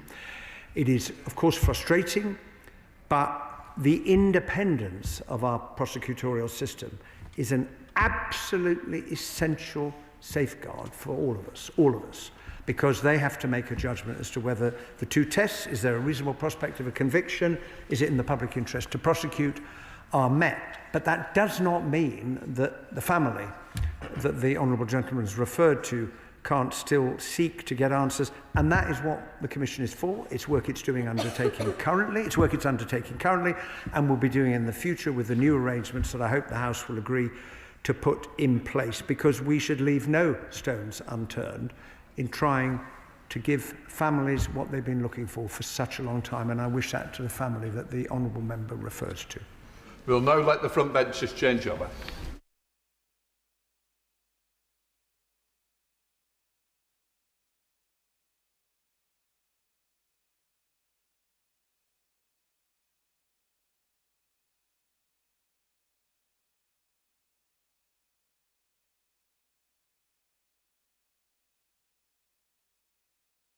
Before I call the Home Secretary to make a statement, I remind honourable members that they should not refer to any specific cases currently before the courts, and that they should exercise caution with respect to any specific cases that might subsequently come before the courts in order not to prejudice these proceedings. Home Secretary. Thank you, Madam Deputy Speaker. With your permission, I will make a statement on the independent inquiry into grooming gangs, the appointment of its chair and panel, and the inquiry's terms of reference. I know that, for many, this day is long overdue. For years, the victims of these awful crimes were ignored. First abused by vile predators, they then found themselves belittled and even blamed when it was justice they were owed. In January, my predecessor asked Baroness Casey of Blackstock, who's here with us today, to conduct a national audit on group-based child sexual exploitation and abuse. With devastating clarity, Baroness Casey revealed the horror that lies behind that jargonistic term. It is vital that we too call these crimes what they were: multiple sexual assaults committed by multiple men on multiple occasions. Children were submitted to beatings and gang rapes. Many contracted sexually transmitted infections. Some were forced to have abortions. Others had their children taken from them. But it was not just these awful crimes that now shame us. There was also an abject failure by the state in its many forms to fulfil its most basic duty: protecting the young and vulnerable. Worse still, some in positions of power turned a blind eye to the horror, even covered it up. Despite a shameful lack of national data, Baroness Casey was clear that in some local areas where data was available, and I quote, Disproportionate numbers of men from Asian ethnic backgrounds were amongst the suspects. Like every member of my community who I know, I am horrified by these acts. We must root out this evil once and for all. The sickening acts of a minority of evil men, as well as those in positions of authority who look the other way, must not be allowed to marginalise or demonise entire communities of law-abiding citizens.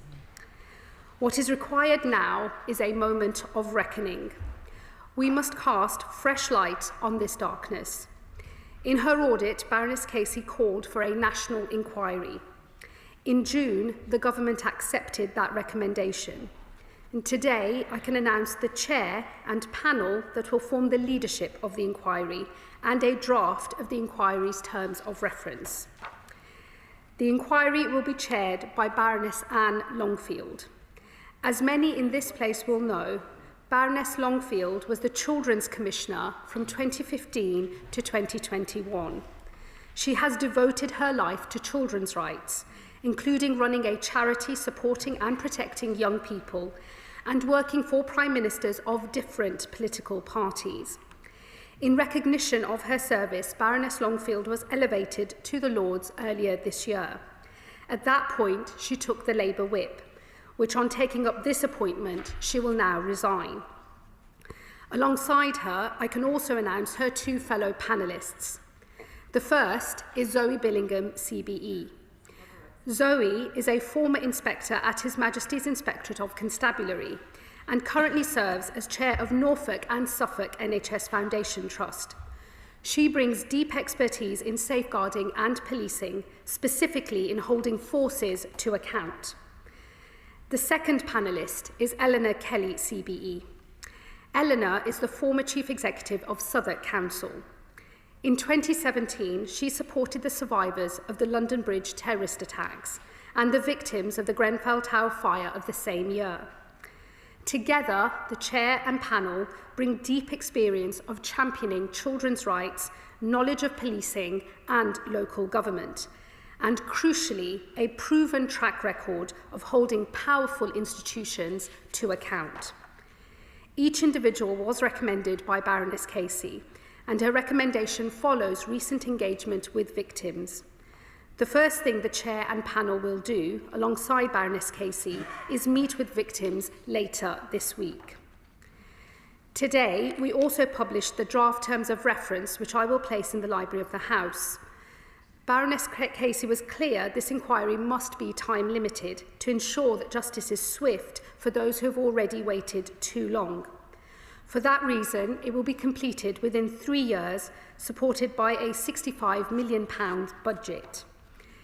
The inquiry will be a series of local investigations overseen by a national panel with full statutory powers. Baroness Longfield has confirmed that Oldham will have a local investigation. The chair and panel will determine the other locations in due course, and no area will be able to resist a local investigation. These terms of reference are clear on a number of vital issues. The inquiry is focused specifically on child sexual abuse committed by grooming gangs. It will consider explicitly the background of offenders, including their ethnicity and religion, and whether the authorities failed to properly investigate what happened out of a misplaced desire to protect community cohesion. The inquiry will act without fear or favour, identifying individual, institutional and systemic failure, inadequate organisational responses and failures of leadership. It will also work hand in hand with the police. Where new criminality comes to light, be that by the perpetrators or those who covered up their crimes, the inquiry will pass evidence to law enforcement so they can take forward any further prosecutions and put more of these evil men behind bars. The inquiry must and will place victims and survivors at the forefront, with a charter setting out how they will participate and how their views, experiences and testimony will shape the inquiry's work. As I have said already, the terms are in draft form. The chair will now consult on them, with victims and other stakeholders, and they will be confirmed no later than March, when the inquiry can begin its work in earnest. Alongside launching this inquiry, Baroness Casey's audit contained a number of other recommendations, which the government accepted in full. As the inquiry begins its work, we continue righting these wrongs. I can announce today that I have commissioned new research from UK Research and Innovation to rectify the unacceptable gaps in our understanding of perpetrators' backgrounds and motivations, including their ethnicity and religion. My predecessor wrote to all police forces calling on them to improve the collection of ethnicity data. And while the Home Secretary does not currently have the power to mandate that this is collected, I will rectify this by legislating at the earliest possible opportunity. The Department for Education is currently interrogating gaps in children in need data identified in the audit, which seems to underreport the scale of this crisis. My right honourable friend, the Education Secretary, will soon publish the findings of an urgent review of this data conducted by her department. Across government, the audit identified that poor data sharing continues to put children at risk. As a result, we are introducing a legal duty for information sharing between safeguarding partners. We are creating a unique identifier for each child, linking all data across government. And we are upgrading police technology to ensure data can be shared across agencies. The audit also identified an absurdity in our legal system that saw some child rapists convicted of lesser crimes. As a result, we are now changing the law to make clear that children cannot consent when they have been raped by an adult, and so perpetrators are charged for the hideous crime they have in fact committed. While the law has protected abusers from the consequences of their crimes, it has too often punished victims. Some survivors were convicted for crimes they had been coerced into, continuing their trauma to this day. We are already legislating in the Crime and Policing Bill to disregard offences related to prostitution. And the Ministry of Justice is now working with the Criminal Cases Review Commission to ensure that they are resourced to review applications from individuals who believe that they were wrongly criminalised. The national audit identified further weaknesses in relation to taxi licensing. Abusers were applying for licences in areas where controls were lax to circumvent protection put in place by local councils to tackle abuse. My right honourable friend, the Transport Secretary, will soon be legislating to close this dangerous loophole in the regulation of taxis. The audit was clear that justice has not been done. Baroness Casey requested that a new national police investigation was required to bring offenders to justice. Last month, the National Crime Agency launched Operation Beacon Port, reviewing previously closed cases of child sexual exploitation. It has already flagged more than 1,200 cases for potential reinvestigation, more than 200 of which are high-priority cases of rape. The evil men who committed these crimes and thought they got away with it will find they have nowhere to hide. The audit finally called on the government to fund the delivery of its recommendations. Alongside investment in the inquiry itself, I can announce today that a further £3.65 million will be committed this year to the policing operation, survivor support and research into grooming gangs. This work, Madam Deputy Speaker, is essential. But without truth, there can be no justice. Today, I have announced the chair and panel of an inquiry which will shine a bright light on this dark moment in our history. They will do so alongside the victims of these awful crimes, who have waited too long to see justice done. This inquiry is theirs, not ours. So I call on all those present to put politics aside for a moment and to support this chair and her panel in the pursuit of truth and justice. And I commend this statement to the House. Shadow Home Secretary. Thank you, Madam Deputy Speaker. Let us remember victims are at the heart of this. Young girls, some only 10 years old, were groomed and gang raped by men of mainly Pakistani origin. Girls like Jane, just 12 years old when she was raped by an illegal immigrant. When she was found by police, instead of arresting the rapist, they arrested Jane. Or Anna, only 15 years old, who repeatedly told social workers that she had been gang raped, but instead of helping her, they allowed her to marry her main abuser in an Islamic ceremony, attended by the very social worker who should have protected her. Last week, sentencing remarks were published from several of these terrible cases. I warn the House, some of these are extremely graphic. One perpetrator, Mohammed Karar, raped a 12-year-old girl, and when she tried to fight back, he hit her with a baseball bat and then inserted the handle into her vagina. He also injected her with heroin and forced her to take crack cocaine. Another man, Arshid Hussain, viciously beat a young girl, stubbed out a cigarette on her chest, tied her up, and she was then repeatedly raped by numerous different Asian men. The same man, Arshid Hussain, also called a victim who had been raped and abused since the age of just 7, quotes, white trash. He said that Asian girls would not do what he was forcing her to do.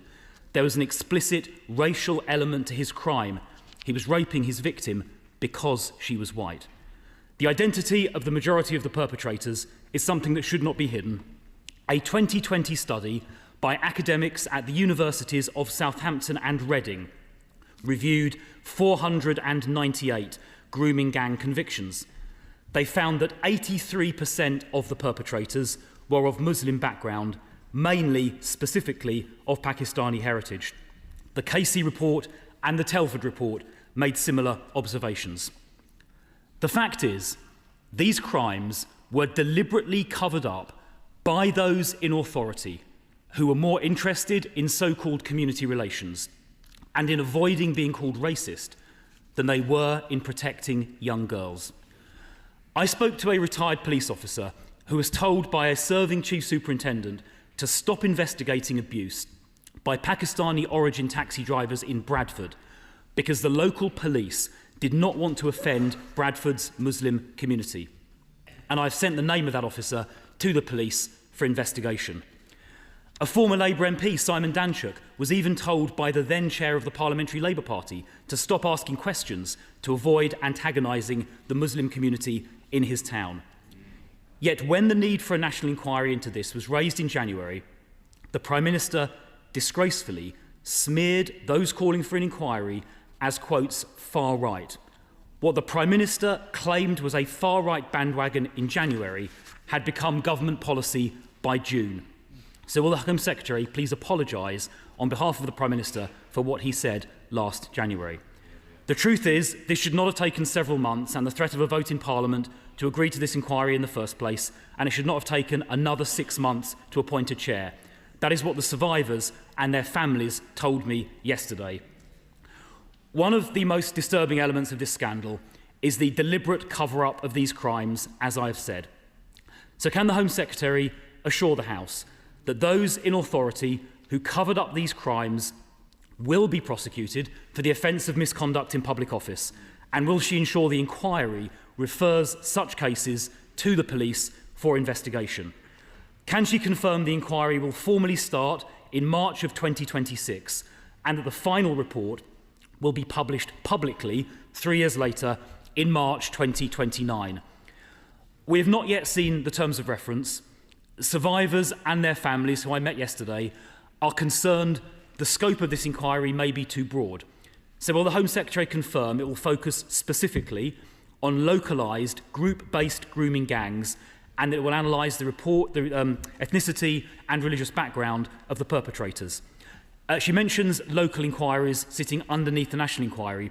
Can she also specifically confirm that those local inquiries will be completely independent of those bodies they are investigating, particularly independent of local councils and independent of local police forces? They can't be allowed to investigate themselves.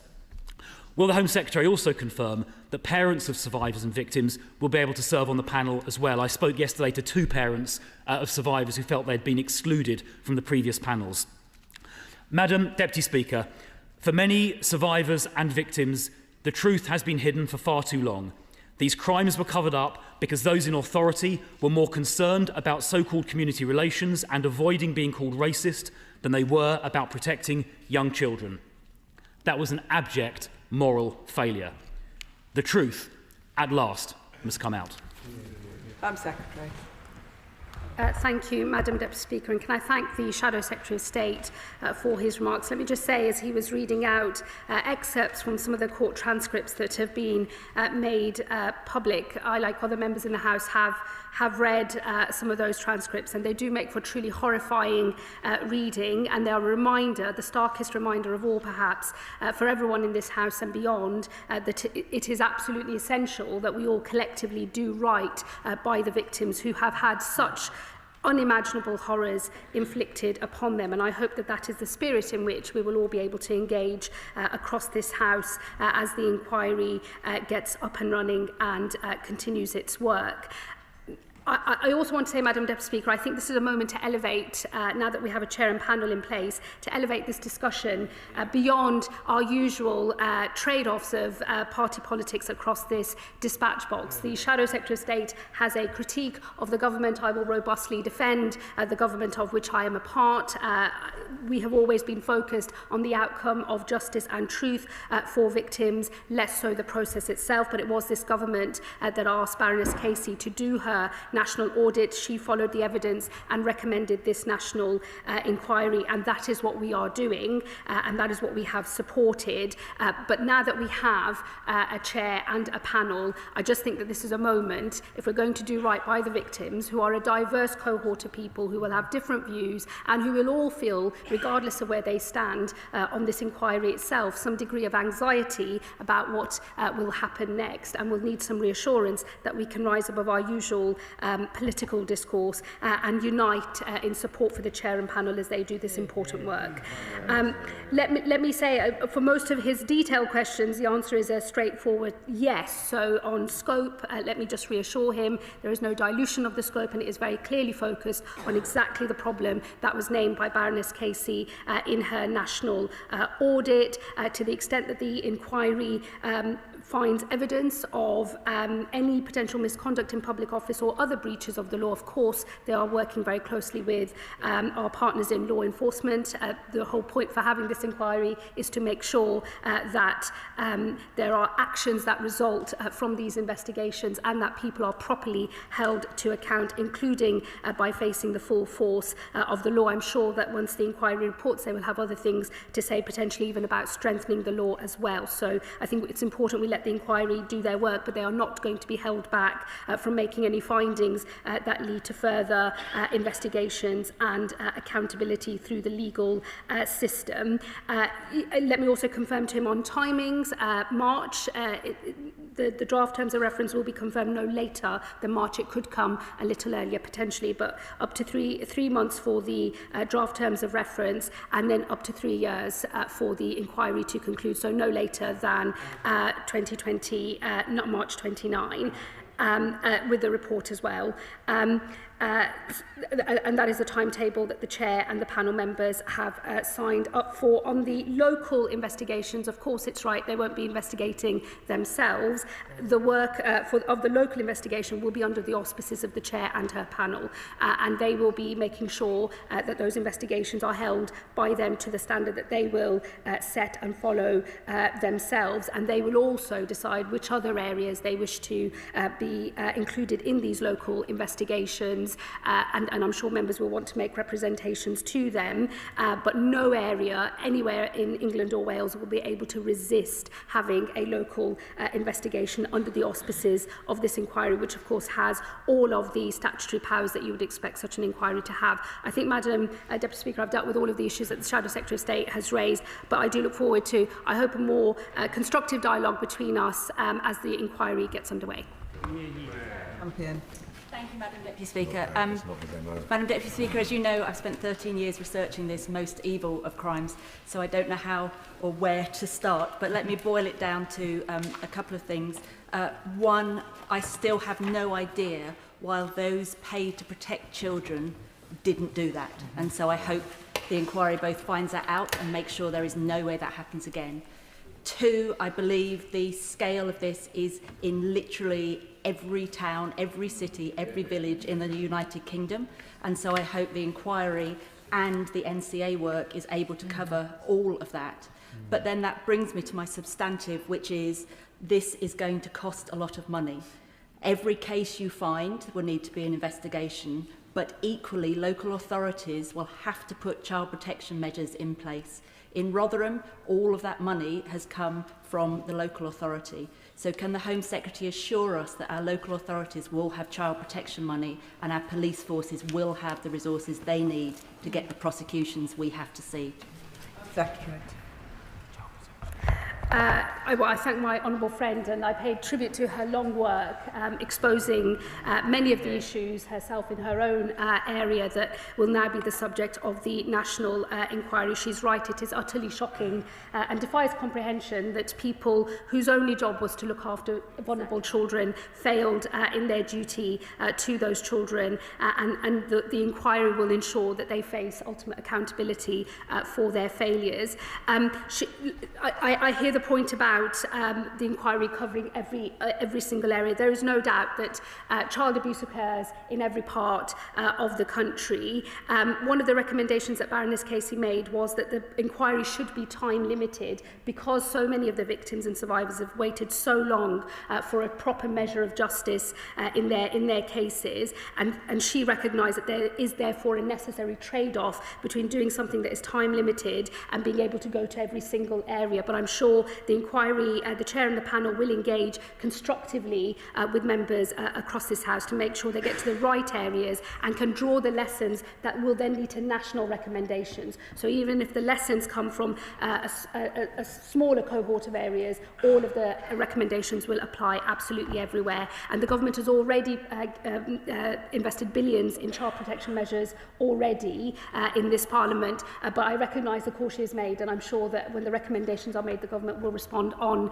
money in due course. Liberal Democrat spokesperson Max Wilkinson. Thank you, Madam Deputy Speaker. The crimes that we've heard about are despicable and sickening. They were first reported in the press more than 20 years ago. The victims have already waited far too long for justice, so we welcome today's announcement. And we welcome other details in the statement, including reforms to ensure children cannot be considered to have consented to sexual activity with adults. The fact that that was the case is a shame on our nation. And we welcome moves to close loopholes in taxi licensing and the points made about data collection too. There are some questions that remain about this process. How will the government ensure the inquiry remains fully independent and free from political influence and pressures, regardless of those strong pressures that they will face, including from within this House, and that it runs to timetable? In light of the recent resignations from the previous panel, are ministers still in touch with those women to offer them the chance to rejoin this process now it is gaining some pace? Can the Home Secretary confirm what steps the inquiry will take to maintain the trust of the victims and their families? On the matter of the KC&J reviews, will she commit to implementing all of the previous recommendations from previous reports? Now, Madam Deputy Speaker, the national audit highlighted the incompleteness of data, but it was suggestive of concerning trends related to the modes of organisation and how those relate to the ethnicity, particularly in those areas where police were recording appropriate data. The Home Secretary rightly mentioned cohesion in her statement. How will this inquiry avoid stigmatising entire communities and undermining efforts to improve cohesion in this subject and in others adjacent, while thoroughly investigating the matter and ensuring that victims get the justice that they deserve? I thank the Liberal Democrat spokesman for his remarks. Let me reassure him, I think the track records of the Chair and the two panel members speak for themselves. These are three women who have a long track record of holding public authorities to account. They've done so in the case of Baroness Longfield, the Chair, under different political parties. I think they have shown in their work that they are unafraid afraid of whoever the political masters might be when it comes to holding either police forces, local authorities or other organisations to account. So I think we should take some encouragement from their track record, and I know that Baroness Casey recommended these individuals because of their track record and their deep experience in holding authorities to account, and I'm sure they will bring all of that experience to bear as they conduct the work of the National Inquiry now. As for the panel of victims and survivors, they've been written to by the chair and the panel today. The particular panel that was set up in order to help get the inquiry going will now necessarily disband because the inquiry will now get up and running. However, the inquiry will itself have a victims charter that will set out the way that the inquiry will ensure that victims and survivors are at the heart of this process and they feel a sense of confidence and trust in the work that the inquiry is doing. On earlier recommendations from previous reports, he will know that we are commencing our work on all of the recommendations made by Baroness Casey in her national audit, and we continue our work in implementing the recommendations made by the ICSA inquiry, and there will be more announcements to come later this week and next on those, which I won't preempt in the debate today. And let me just say on avoiding stigmatising entire communities, I totally hear and understand the point that he is making. It's obviously of concern to many members, including myself, in this House. But let me say to him, in my experience, every community wants these people locked up, wants these individuals, these vile rapists, to face the full force of the law. And perhaps those who feel stigmatised by the behaviour of these criminals might even feel that more strongly than others. But I think it's in everyone's interest to make sure that we get to the truth, and there is never anything to be afraid of the truth. Once we've established truth, justice can take place, and we as a society can learn lessons for the future. Jim McMahon. Thank you, Madam Deputy Speaker. The announcement of the Chair panel terms of reference and timelines are welcome. Survivors have waited to engage in the formal process, and it's important for them and for others yet to come forward that it leaves no stone left unturned.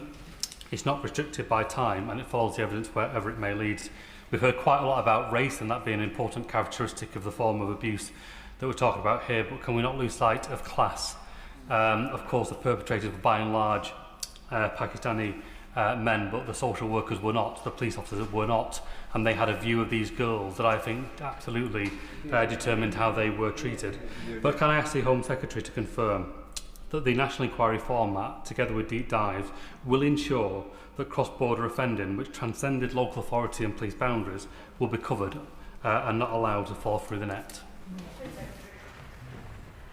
Well, let me reassure my honourable friend, absolutely on the point he makes on cross-border offending, that will not be allowed to slip through the net, and that is something that the Chair and her panel members have already confirmed. Let me say also to him, he makes a really important point, which I think no one in this House should lose sight of as well, which was the view that many in society took of the girls that were raped and abused in this way.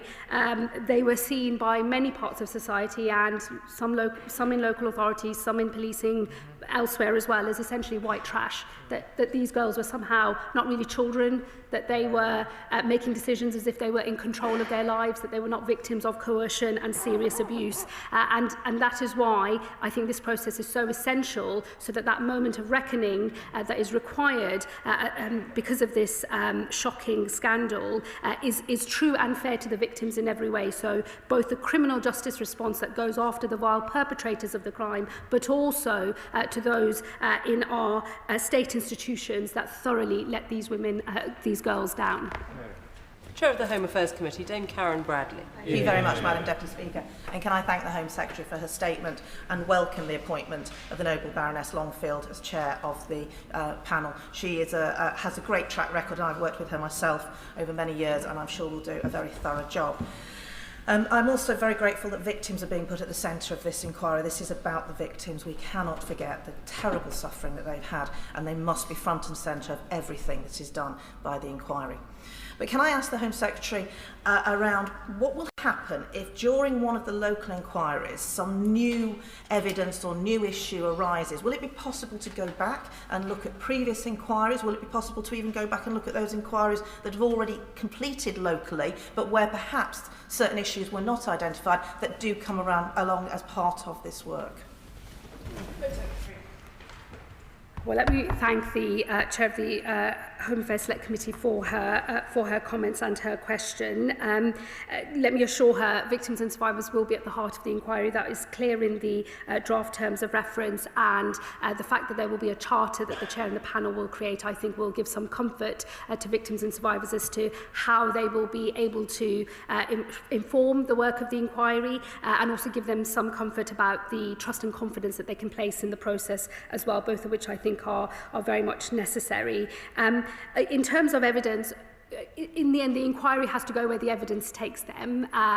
What I am sure of is that they have the freedom to pursue that evidence wherever it may lead, and then make their recommendations. That could mean new criminal cases are pursued. It could mean other action against public authority figures. It could mean that there are gaps in the law that need to be filled as well. But what I am sure is that the draft terms of reference, and they will be consulted on, and if people feel they need to be strengthened, I'm sure they can engage with the Chair and the panel to do so. There will be a period of consultation now, but the intention is to make sure that this inquiry does the job that should have always been done, which is make sure that the criminal justice system is fit for purpose, but that there is accountability for everyone else who let these girls down. Paul Wall. Madam Deputy Speaker, can I strongly welcome the appointment of Anne Longfield as the chair of this new independent inquiry in grooming gangs. The key is to find the facts and follow the evidence wherever it leads, as you just said. During the trial of some of the Rochdale child rapists earlier this year, the prosecution said that the abuse of the girls took place, and I quote, under the noses of social workers and others who should have done far more to protect them. Does the Home Secretary agree that we need to hold to account anyone who ignored these crimes, and that no council, no police officer, no social worker, no racial group should ever be exempt from the scrutiny of this new inquiry? My honourable friend is absolutely right, and I strongly endorse every point that he has just made. There will be no place to hide for those who hurt these girls and those who let them down and allowed them to be hurt. And it is important that this inquiry finally provides us, all of us as a country, with the answers that we need, so that we can learn those lessons, bring a measure of justice to the victims in this case, and make sure that this never happens again. Father of the House, Sir Edward Lee. The Home Secretary knows that I admire her personally, and she's a devout Muslim lady, and I share many of her values. I think she's uniquely well placed to comment on this and to explain and give confidence that what is it about these Muslim men that they felt they could behave in this way, and can she explain that this is if it is, a very small minority. Can she see what I'm trying to get at? That she can actually approach this in a way and can explain this in a way that some of us can't, because nobody can ever accuse her of being racist, and nobody can ever accuse her of not wanting to get to the truth of this. Well, I thank the Father of the House for his question. It's difficult to find yourself as a spokesperson for billions of people around the world, but let me say to him, let me say to him, as a personal perspective, and based on my own constituency experience, that of my family, my friends, the community that I belong to back home in Birmingham, there is nothing Muslim or Islamic about the acts that these evil men have perpetrated. It is not behaviour that any of us would accept or tolerate. All of these things are crimes. And I don't know anybody that doesn't believe that these people should be locked up for a very, very long time. And I also know about the anxiety, the fear that members of this particular faith minority community that I belong to feel when these are the stories that are in the news, because they feel that that is a collective view that is then taken of the whole community. It's why I made the point in my speech about making sure that we go after the perpetrators of these evil crimes, and that we do not allow the behaviour of this minority to affect the way that we relate to the rest of the law-abiding citizens of this community in our country. In a very diverse country, we largely do a good job of holding all of the different peoples of our country together. It does mean that we should always pursue justice without fear or favour, because in the end that is the only way to maintain confidence in our system of justice, but also to make sure that we don't inadvertently harm community relations, which is what I think has happened because of the actions of those who looked the other way when these crimes were being committed. Anna Dixon. Thank you, Madam Deputy Speaker. And I'd just like to commend the Home Secretary for the tone in which she has approached this very sensitive subject. I met with victims and survivors in West Yorkshire, including representatives of the Bradford Survivor Leadership Group, brought together by West Yorkshire Mayor Tracy Brabin and the Deputy Mayor and Police and Crime Commissioner Alison Lowe. Those victims and survivors told the gathered group of MPs that they wanted action. They were very clear that they wanted to make sure there was implementation of past inquiries, and I'm glad that this government has wasted no time in implementing the J review and, as the Home Secretary has confirmed today, the other recommendations in Case's national audit. The second thing they said was that they wanted us to learn from good practice. And I would commend that the incoming chair, Baroness Longfield, looks at some of what West Yorkshire Police are doing. Operation Dale's Way has made convictions since 2016 of many defendants with over 2,000 years of imprisonment. And the third and final thing, Madam Deputy Chair, is ongoing engagement. So I would just like to invite Baroness Longfield to come and listen to the victims and survivors in Bradford and West Yorkshire. Thank you. Well, let me thank my honourable friend. I'm sure that the Chair and her panel have heard the request made of the visit to her area. She'll understand I won't speak for the Chair and the panel members, but I know that members across this House will want to make representations about their local areas, and I'm sure all of that will be taken under consideration. My honourable friend will know that Baroness Longfield in particular knows Bradford well, having gone in to help turn around children's services in that local authority in relation to a different matter, but she does know the area well, and I do recognise that there are already some improvements that have been made by her local police as well, and some lessons have already been learned. It's important that whilst the inquiry will make recommendations in the future about things that we need to do at national level to learn the lessons to make sure such criminality cannot take place again, the good practice that we already have should still be shared with authorities all over the country, and I will be talking to Baroness Longfield about how we make sure we don't lose current good practice whilst we wait for the final recommendations of the inquiry. Wilson.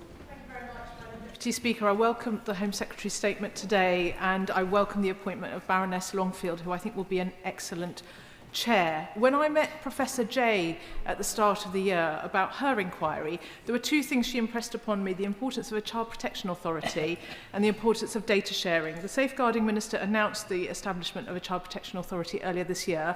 Will the Home Secretary update the House on progress in establishing that authority? And on data sharing, we on these benches have supported the government in their legislation to create a single unique identifier. Unfortunately, there are people outside this place who are suggesting it's the precursor to digital ID for children and that government will inappropriately use children's data. Will she reassure parents and carers out there that government will guard children's data with the utmost security and only use it to keep children safe and improve services for them? Well, let me thank the Honourable Lady, and absolutely on her second point, this data is to keep children safe, and we have a duty to children in our country, and the recommendation on data sharing was well made and absolutely the right thing to do. The unique identifier is there as a measure of child safety and not for anything else, so let me provide her with that reassurance. I think some people have maybe legitimate concerns in this area and need that reassurance. I think others are seeking to make some mischief, but whatever it may be, I can confirm that the unique identifier is there as a child protection measure and a child protection measure alone. And then on the Child Protection Authority, she is tempting me to gazump future announcements that are imminent. I won't do so, but let me assure her that there will be a progress update very, very soon. Chris Murray. Thank you, Madam Deputy Speaker. Can I welcome this significant set of announcements from the Home Secretary and the strong panel members appointed. The Home Secretary will be aware that the Scottish Government has finally announced a review of grooming gangs in Scotland. The Chair, Alexis Jay, has said Scotland does not grasp the scale of child sexual exploitation. I know from my own previous experience working preventing trafficking that children are trafficked between Scotland and the rest of the UK for abuse. So can the Home Secretary confirm that this inquiry will liaise and collaborate with colleagues in Scotland, and Home Office officials will do what is needed to support it? Abusers work across the border, and so we must as well. Well, I thank my honourable friend for his question. The matters pertaining to local authorities and police forces are, of course, necessarily devolved matters, and so a large part of the inquiry is therefore necessarily only on devolved territory, but it will make national recommendations. And I do note the work that is now happening in Scotland in relation to grooming gangs. And again, I'm sure the chair and the panel will make sure that there is some discussion whilst respecting the boundaries of devolution, but where there is best practice to be shared, or of course we know that this criminality does not respect borders, that is very much taken into account. Mark Pritchard. Madam Speaker, can I welcome the Home Secretary's statement today, and also associate myself with her reply to the father of the House. And it's absolutely right, no community, whether ethnic or religious, should be stigmatised as a whole. But she mentioned in a statement British Asian. Can I say that some of my British Asian Hindu, British Asian Sikh community are rather fed up of both media and in this place a generic British Asian remarks and statements being made, and I hope that the inquiry will be more definitive and descriptive. And she mentioned religion in her own statement. Telford and Wrekin, she will know, had its own local inquiry, the Tom Crowther inquiry. Her predecessor said that there were still, to paraphrase, gaps to be filled since that inquiry. Will she support me in calling for the national inquiry to come back to Telford and Wrekin to ensure that everything that needs to be done is being done? And finally, Madam Deputy Speaker, she mentions a 3-year timetable taking us to March 2029. If the election, she may be the Labour leader by then, is in May 2029, and prorogation is in March 2029, will she commit to the victims and to this House and to all of our constituents that the inquiry will report, even if there is a general election in 2029? I thank the honourable member for his questions. Let me say I've heard much the same complaint from Asian men in my own constituency who are not Muslim or of Pakistani heritage but are of different Asian heritage, that the confusion in the descriptions, they feel also, stigmatises a wider group of people. I think we should all just agree we should not be stigmatising innocent people and law-abiding citizens in our country, no matter who they are, because that is absolutely wrong in every way. We should go after the criminals who have committed these atrocious crimes, and the best way in the end to resolve these matters is just to have accurate ethnicity data that is collected. That was the gap that Baroness Casey found in her national audit. It is a gap that has existed for many years. It is a gap that I intend to put right. As I said in my statement, the Home Secretary does not in fact have the power to mandate the collection of good quality ethnicity data. I will legislate in order to change that and make sure that every Home Secretary in future has that power. And it is my own view that we should collect ethnicity data for all offences, because actually the best way to deal with suggestions of conspiracy or people thinking that some communities are allowed to get away with certain types of behaviour, or that the state doesn't wish to know all the full facts of any cases, to just put all of those allegations, claims, counterclaims to bed. The best thing we can do is have the transparency of accurate data, and that is how we will seek to proceed as a government. Let me say to Mount Telford, I very much hear the case he has made. I will resist the temptation to tell the chair and the panel where they should go. Where they will go for their local investigations is a matter for them, and they will set out the criteria by which they will make that decision themselves in accordance with the draft terms of reference. But he has made his case powerfully. I'm sure that will have been heard by the chair and the panel members. And let me say to him, the 3-year timetable, we have followed the recommendation of Baroness Casey very closely, and she said 3 years is the right amount of time to both do a good job, get the work done, and make those recommendations. And nothing, not even a general election, should get in the way of that. Thank you, Madam Deputy Speaker. Can I welcome the appointment of Baroness Longfield and the 2 panellists to this inquiry? And can I just ask, particularly for victims and survivors, you've the Home Secretary has mentioned that they will be at the heart of the inquiry. Can she set out a little bit more about what that participation looks like? And just on the potential reinvestigation of 1,200 cases, which is really important, we must make sure that happens. But we already know too many victims and survivors are facing unacceptable court delays. So what discussions is she having with colleagues at the Ministry of Justice to make sure that progress happens at pace? Thank you. She's absolutely right about the need for victims and survivors to be at the heart of this process. That is very clear from the draft terms of reference. To begin with, the Chair and the panel, alongside Baroness Casey, will meet with the current Victims and Survivors panel who've been involved in getting this inquiry set up and get it running. And they will then also create the charter which will set the framework by which the inquiry will ensure that victims and survivors are at the heart of this inquiry, and to give those victims and survivors the confidence and trust in the process that they rightfully ask for and need. And I'm sure that the Chair will be very strong in putting this across. And let me also say to her, I used to be the Lord Chancellor and Secretary of State for Justice. I know the issues of delays in the criminal justice system across the board very well, and we are working very closely with our colleagues in the Ministry of Justice to ensure that that old adage, justice delayed is justice denied, does not come true for these victims. Robbie Moore. Thank you, Madam Deputy Speaker. I do have an urgent plea for the Home Secretary and the new Chair, Baroness Longfield, who I know will be watching today. They will both know that, shockingly, Keighley and the wider Bradford district have never had a full independent inquiry, despite Anne Cryer raising the alarm more than 20 years ago. Madam Deputy Speaker, myself, leading child abuse solicitor David Greenwood, local survivor Fiona Goddard, supported by more than 5,000 local residents, have written to the new incoming Chair, urging her to immediately launch a targeted inquiry across Keighley and the wider Bradford district. So can the Home Secretary ensure that Baroness Longfield sees our letter, understands the overwhelming public will across Keighley for this issue, and meets with Fiona, David and myself at the earliest opportunity so that we can ensure that Bradford district is at the heart of this national inquiry? Secretary.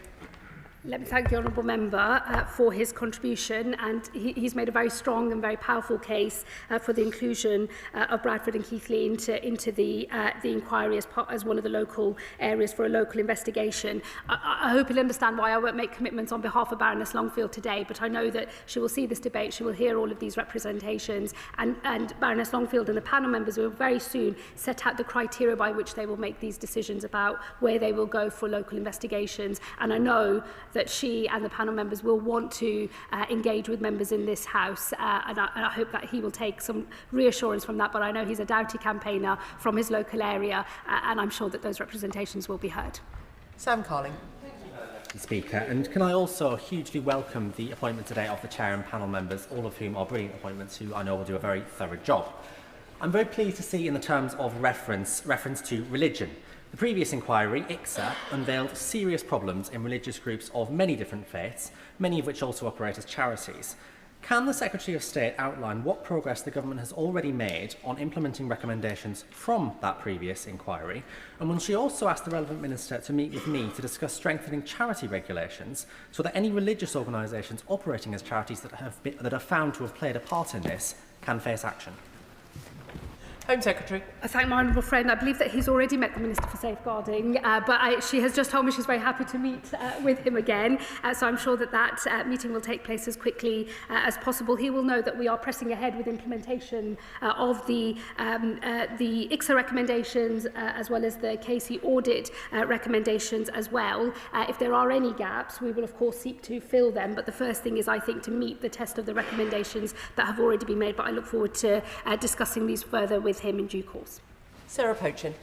Madam Deputy Speaker, we at Reform UK welcome the progress announced today by the Home Secretary into this long overdue inquiry, and welcome the reassurance she's given that the victims of predominantly British Pakistani rape gangs will be properly consulted and involved in the inquiry. But can she confirm that her Safeguardings Minister will be called as a witness in this inquiry, as someone who has voted against an inquiry earlier this year and in whom victims lost all confidence? Secretary. I'd be happy to give evidence. Well, firstly, the Minister for Safeguarding will happily talk to anyone, anywhere, under any auspices about the need for justice for victims and survivors of these heinous crimes. Let me just say to the Honourable Lady, I hope the House can elevate beyond party political point scoring, because the most important thing here is to deliver the measure of justice that is needed for the victims and survivors of these horrific crimes. They will be at the heart of this inquiry, and the inquiry will go wherever the evidence takes it. Catherine Atkinson. Thank you, Madam Deputy Speaker. I welcome the Home Secretary's focus on victims and survivors and her commitment that they will remain at the forefront of the inquiry's approach. But can she also ensure that the findings and recommendations of previous inquiries and investigations are also implemented so that the voices of victims who have already shared their horrific stories are never forgotten? Secretary.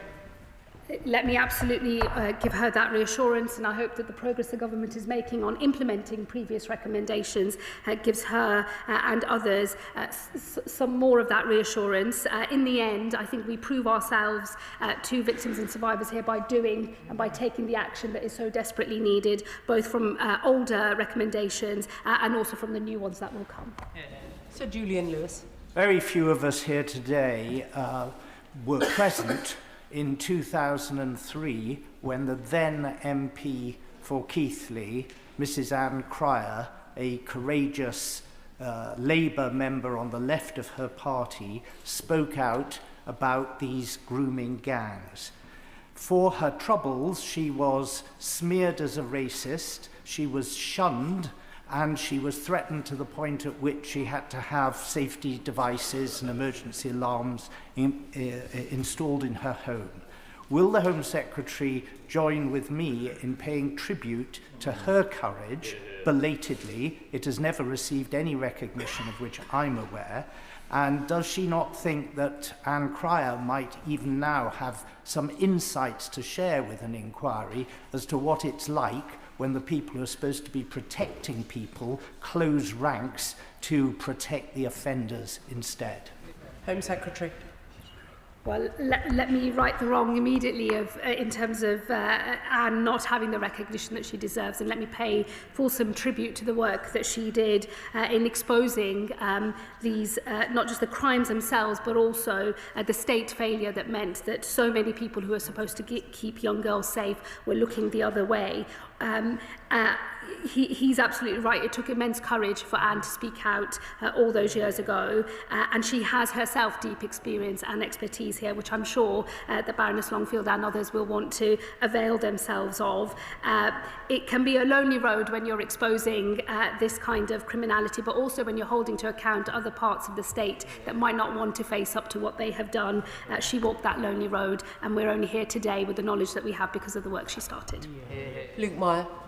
Madam Deputy Speaker, there's a concerning tendency, I think, to view these issues as historic when, in all likelihood, there are working class children being failed by institutions right now all across our country. And so can the Home Secretary confirm that the inquiry will be able to respond to new information as it comes forward? And in terms of the behaviour of institutions, can the Home Secretary confirm that the inquiry will be able to account for that as well, and actionable, clear recommendations will be included to stop these failings happening again?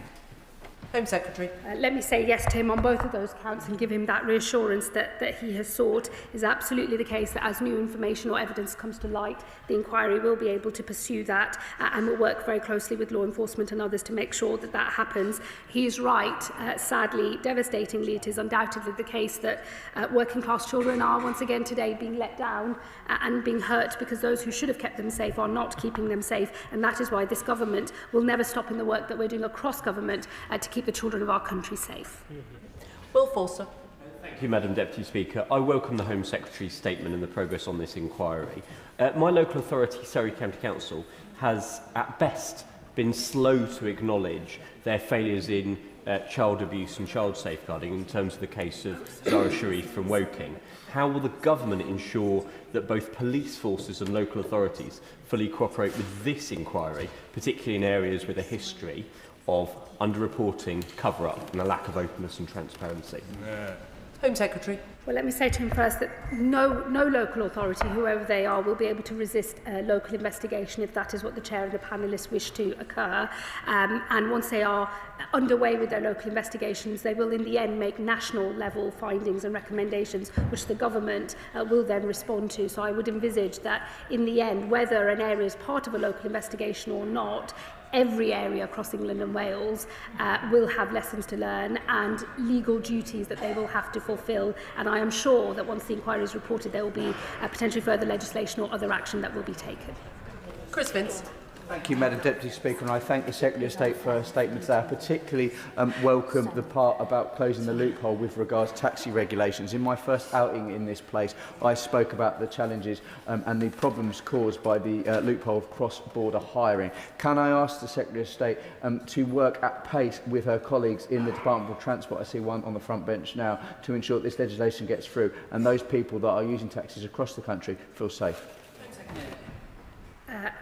Well, firstly, let me pay tribute to my honourable friend and the work that he has done on taxi regulation. And I would happily make sure that we keep discussing with him the measures that we are bringing forward. And then let me provide him with the reassurance that we are working very closely with our colleagues in the Transport Department to make sure that the legislation in the English Devolution Bill is absolutely fit for purpose and does exactly what he and I would want it to do.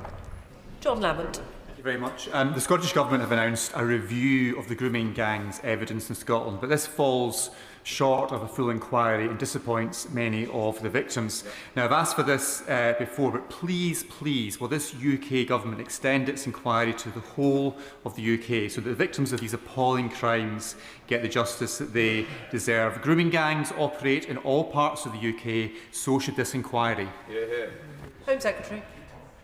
Well, look, I hear the absolute force with which the point is made, and I have a lot of sympathy with what the honourable member has said and what my own colleagues from Scotland have said in relation to the fact that grooming gangs do not respect boundaries, and that is a point I know that the inquiry chair and panel will also take on board.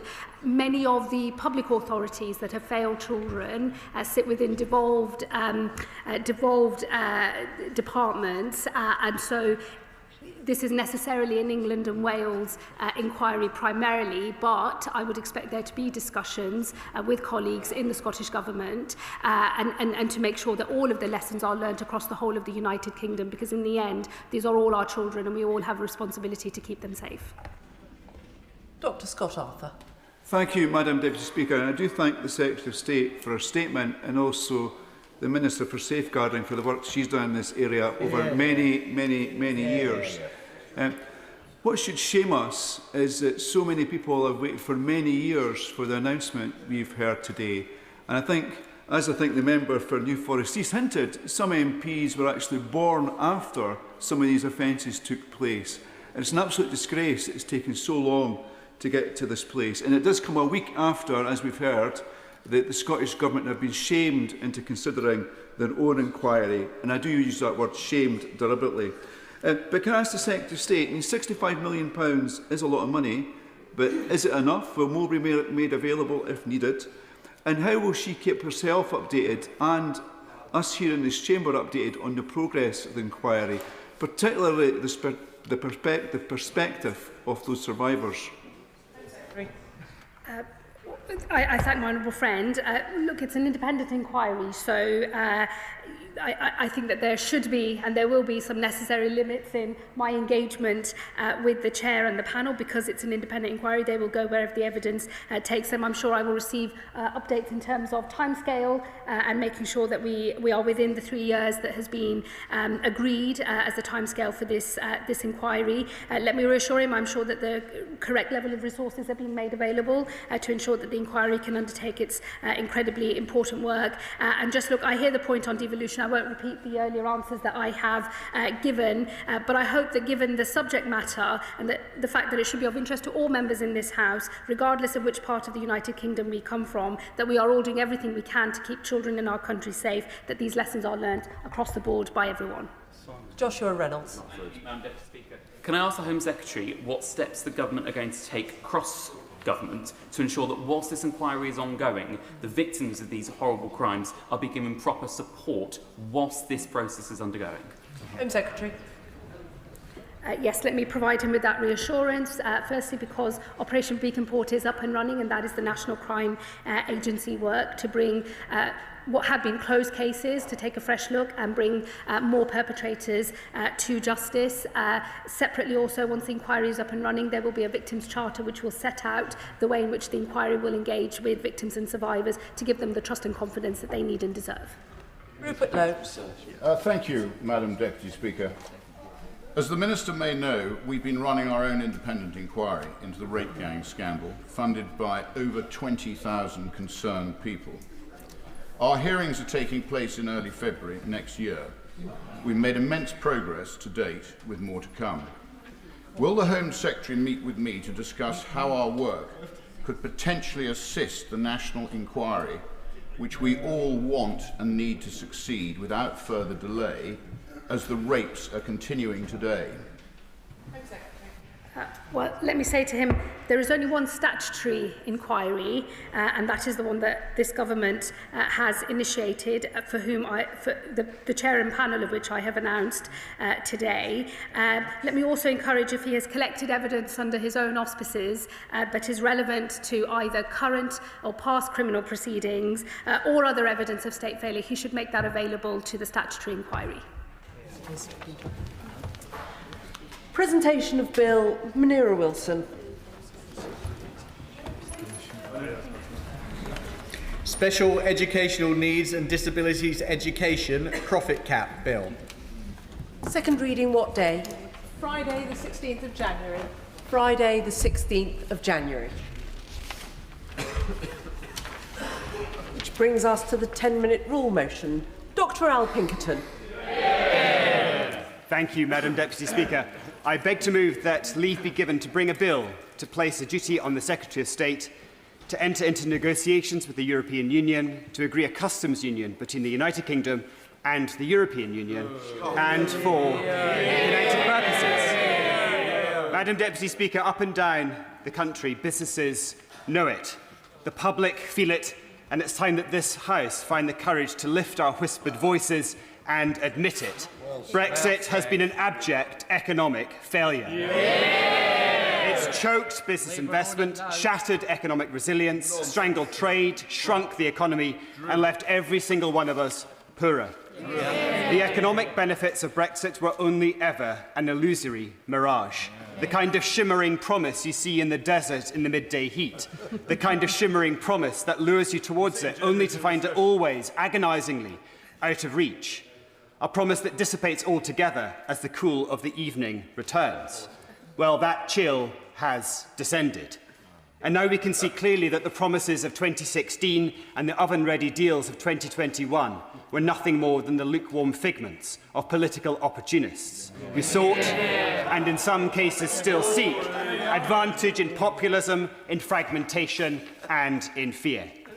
Far from taking back control, today our country feels more precarious than ever. We lurch from crisis to crisis, uncertain of who we are, what we stand for, and whether our children will be better off tomorrow than those who came before. Far from becoming a buccaneering global Britain, the United Kingdom is today weaker and more isolated than any point in our recent history. Far from lowering food and living costs or slashing regulation, British businesses are now buried under 2 billion bits of red tape that stretch 15 times around the circumference of the earth, all while the cost of living spirals even higher. Far from securing the transformative trading arrangements it promised, the government has delivered only Australia and New Zealand deals, worth a combined 0.1% to UK GDP, and exposing British farmers to tougher competition and diluted protections. The India deal would add just 0.13%, and the much-heralded US agreement has shrunk from a growth opportunity into damage limitation following Trump's tariffs. Meanwhile, Madam Deputy Speaker, we've erected new barriers with our largest market, the European Union, which continues to represent around half our global trade. The result? Tiny wins at the margins and a massive permanent hit at the core. That is not global Britain, nor was it ever going to be. It's economics by consolation prize, and the country is paying the price. Just last month, the National Bureau of Economic Research, a leading US think tank, published a decade-long analysis concluding that Brexit has reduced UK GDP by between 6% and 8%. The House of Commons Library shows that Brexit is now costing the Treasury up to £90 billion every single year in lost tax receipts, money that could be supporting our NHS, our defence spending and our public services. In practical terms, Madam Deputy Speaker, the average Briton today is between £2,700 and £3,700 worse off than if we had remained in the European Union. That is the reality of the Conservatives' botched Brexit deal.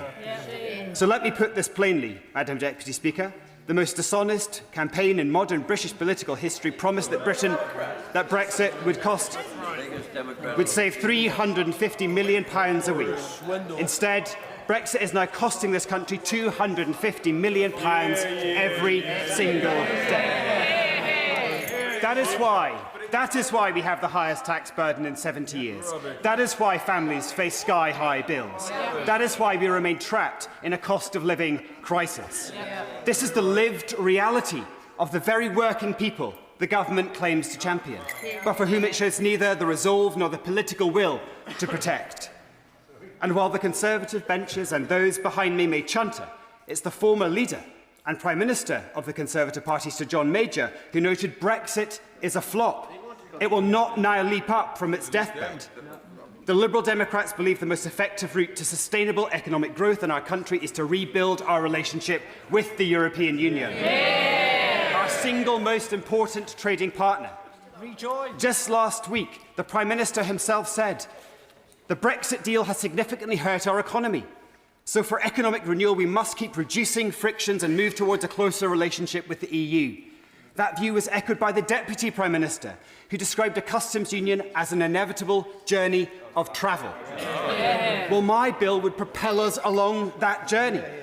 It proposes a UK-EU customs union covering most goods with a formal mechanism for UK consultation on new EU trade deals that affect us. It would lift the man-made constraints that are strangling our small and medium-sized enterprises, many of which have stopped trading with Europe altogether.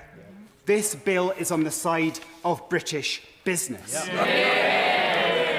The Federation of Small Business is clear. The greatest burdens fall on firms with the fewest resources to adapt. Crocus, one of the largest horticultural businesses in the UK, based in my Surrey Heath constituency, tell me that trade barriers are adding friction, inflating supply chain costs and causing damaging delays at our borders. Others warn British developed innovations risk being lifted and relocated to the continent. British ideas, nurtured by British universities, lost because electoral expediency was placed above economic reality. Now, even if the government stayed within their own self-defeating red lines, which merely replicate, of course, Theresa May's failed framework, a better deal with Europe could generate £25 billion extra per year for the Treasury. But the British public and British businesses want this government to go further and to go faster. At a time when ONS data shows rising numbers of young Britons leaving to work overseas, we have a national duty to support growth, to ease household pressure and give young people a compelling reason to build their futures here in the UK. As my party's former Northern Ireland spokesperson, I worked across the political divide to consider the practical implications of the Windsor framework. Red lanes, green lanes, parcel movements across the Irish Sea. These barriers still hamper our internal market. A bespoke customs union would cut costs, smooth trade and reduce daily frictions for businesses in Northern Ireland. Those who value the union should see more clearly than anyone that cooperation strengthens it far more than isolation ever could. Madam Deputy Speaker, you do not strengthen the British economy by raising barriers on the market that takes 41% of our exports. You strengthen it by removing the barriers created so a weak Prime Minister could pretend to be tough. A survey by the British Chambers of Commerce shows nearly half of exporters cite customs procedures as their biggest barrier, and 39% cite documentation complexity. The message from businesses is unambiguous. Reduce friction and unleash growth. closer economic partnership with Europe is also a matter of our national security.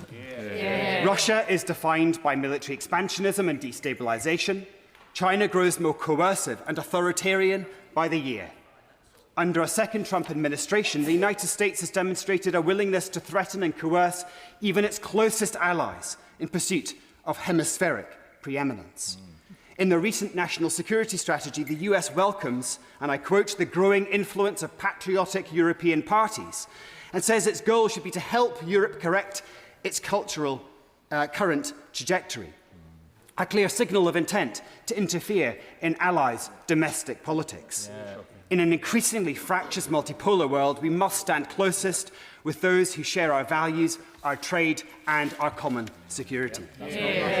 Madam Deputy Speaker, if we are serious about lifting this country out of stagnation, then we must get Britain growing again, get Britain exporting again, and make Britain competitive again. A bespoke UK-EU customs union would cut red tape, unlock investment and restore certainty to British business. To sit on our hands is to choose stagnation. To oppose this bill is to prolong the cost of living crisis.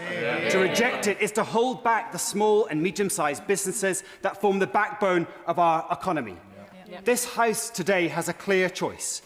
We can remain on a path of managed decline, or we can choose a future built on growth, on confidence and on opportunity. We can unleash once again the resilience, the creativity and innovation of British business. I commend this bill to the House.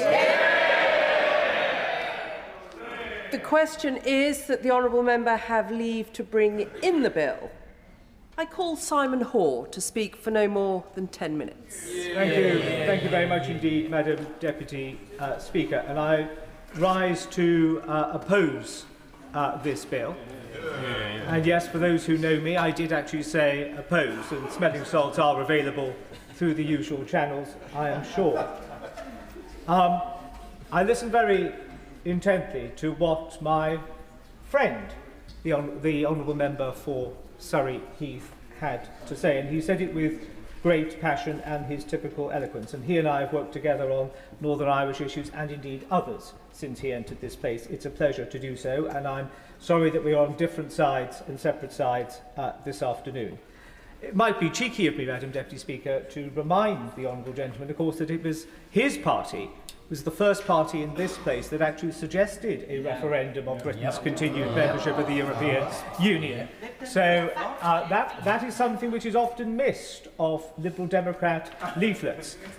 Maybe they're too busy winning here to remind themselves of that.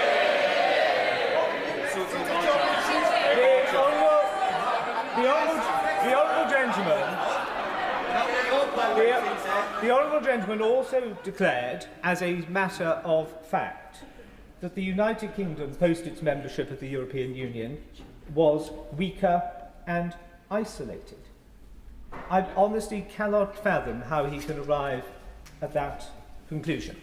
The convening powers of the scenes outside Downing Street yesterday, when we stood with allies in support of Ukraine. The recent state visits of the US President and the German President. The fact that this country is head of a Commonwealth, a leading member of NATO and a permanent member of the Security Council does not suggest to me a country which is weaker or more isolated. Far from it. The two are entirely separate things. There are 4 reasons, I believe, and I can say this, Madam Deputy Speaker, as somebody who voted to remain part of the European Union in the referendum and campaigned strongly to do so. But I accepted the result of the referendum, as most people on these benches did. And I say to the Honourable Member for Surrey Heath, who I woke up to hearing in my ear, now before anybody worries about that, I was in my bedroom and he was on Radio 4. At least that's the story I'm telling everybody. And he said that we could be like Turkey. But Turkey, that was the relationship that he was suggesting to the listeners of the Today programme. Turkey aligns trade policy and tariffs with the common external tariff for industrial goods. They have no say on EU trade decisions, on agriculture or on services. And I say respectfully to the Honourable Gentleman and his colleagues, that in no way can meet the fundamental essay question that the electors of this country gave to us through that referendum decision. They wanted us to forge our own destiny. Whether that was going to be a path that was without ripple or stumblestone, nobody knew.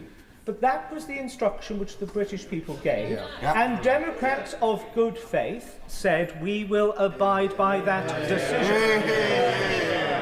The Honourable Gentleman's argument may be liberal small l, but democratic it certainly is not. There are 4 clear reasons, as I see it, why this proposal in the bill deserves to be opposed. The first is that it would fundamentally undermine the welcome and energetic efforts of His Majesty's government, principally led by the Right Honourable Member for Torvine, to continue to grow that iterative process of a relationship with the European Union without being part of it. That endeavour deserves the united support of all Right Honourable and Honourable Members in this House, because it will deliver, as always intended through that organic process, identification of creases and an attempt to iron them out. We all want to see small, micro and medium-sized businesses flourish and prosper. We all want to see an increase in trade with the European Union, and we all want to see the uplifting benefit that that has to all of our citizens. But the proposal before us in this bill is not the way to achieve it, because, as I say, I believe it would fundamentally undermine the good offices of the government in trying to achieve what it is seeking to achieve. My second point is that business needs certainty. And heaven knows through the whole process, and heaven knows through the... Now, I'm afraid, with the exception of about 6 who survived the 2015 cull, there are not many on the Liberal Democrat benches who served in this place when we were trying to deliver Brexit. But the one thing that they would have taken away had they been here, and thankfully, Madam Deputy Speaker, they were not. The one thing that they would have taken away was that business wanted certainty. They are now, slowly but surely, but with a certain degree of typical UK energy flair and elan, meeting the new trading regimes. And there are businesses up and down the country, small, medium, large and micro, who are making a decent fist of it. We wish them well. The process which the government has underway is designed. Madam Deputy Speaker, if they wish to sort of shout like it's some sort of Harrogate Lib Dem Spring Fair, they can feel free so to do. Quite what Harrogate has ever done to deserve them, I do not know. But I will leave that to the good folk of Harrogate. We wish them well. But to embark upon a customs union approach analogous to that of Turkey would be, I think, a mistake, because it would engender more uncertainty in the minds of British business, just as they are settling their trading patterns and getting their heads around things, with the hope and promise that those creases are going to be further ironed out in the work which the government is doing through the Right Honourable Member for Torvine. The third reason is that those trade deals already entered into, unless they met the requirements of the European Union, would have to be fundamentally rewritten or scrapped. Now, we are in the foothills of trying to maximise the benefits of those trade deals. They were never easy to deliver. But to start to unpick them now would show a degree of bad faith and certainly uncertainty in the collected and settled mind of the British political class of this country. And the fourth reason, which I would suggest is probably, Madam Deputy Speaker, the most compelling to even the most ardent rejoiners in Parliament, is that the European Union doesn't want it. The European Union now sees us for what we are, whether we like it or not. We are a third country, and it is an enormous arrogance, and maybe unlike many, I can't speak for all of them, but I've had the lucky and favourable opportunity of talking to senior EU officials about this very proposal. There is neither interest in it or appetite for it. They want to engage with the government as they are in the organic evolution of what we have.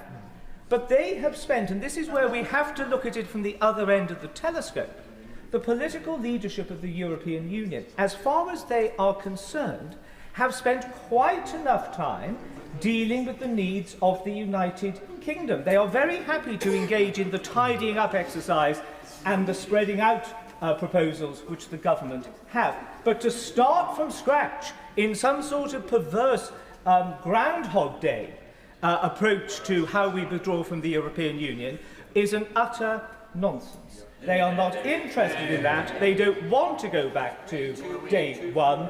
They are perfectly happy with how things are, and they want to see it evolve.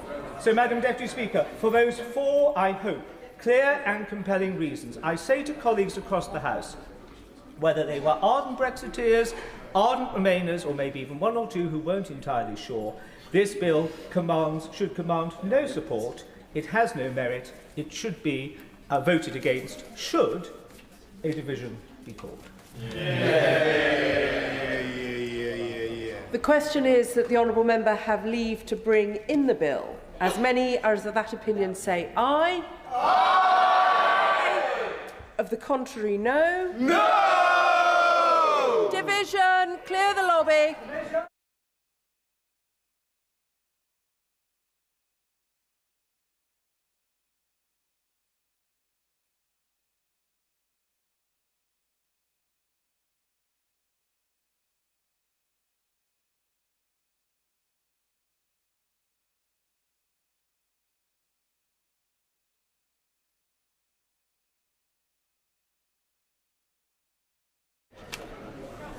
The question is that the honourable member have leave to bring in the bill. As many as are of that opinion say aye. Aye. Of the contrary, no. No! The tellers for the ayes are Claire Young and Susan Murray. The tellers for the noes, David Simmons and Andrew Snowden. Thank you, Jack.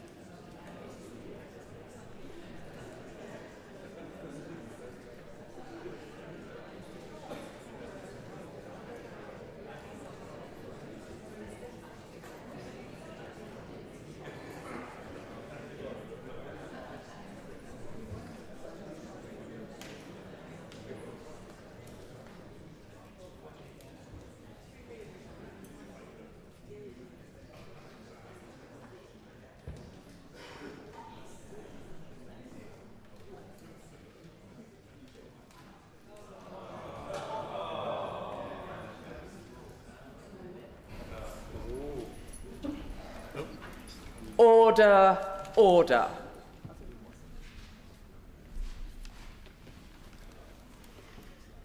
The ayes to the right, 100.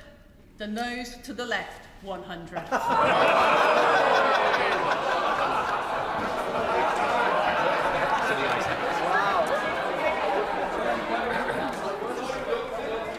The ayes... Order.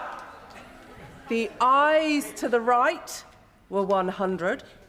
The noes to the left, 100. In accordance with precedent, I will cast the casting vote aye to allow further debate. The ayes have it. The ayes have it. Put that in a bar chart.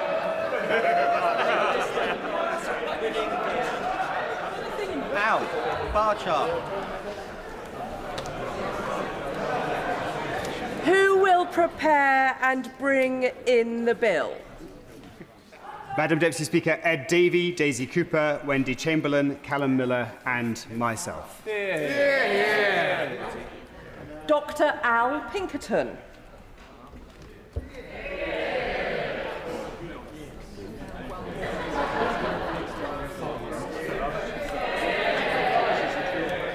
Garage is in here. That's the story. Garage is in here.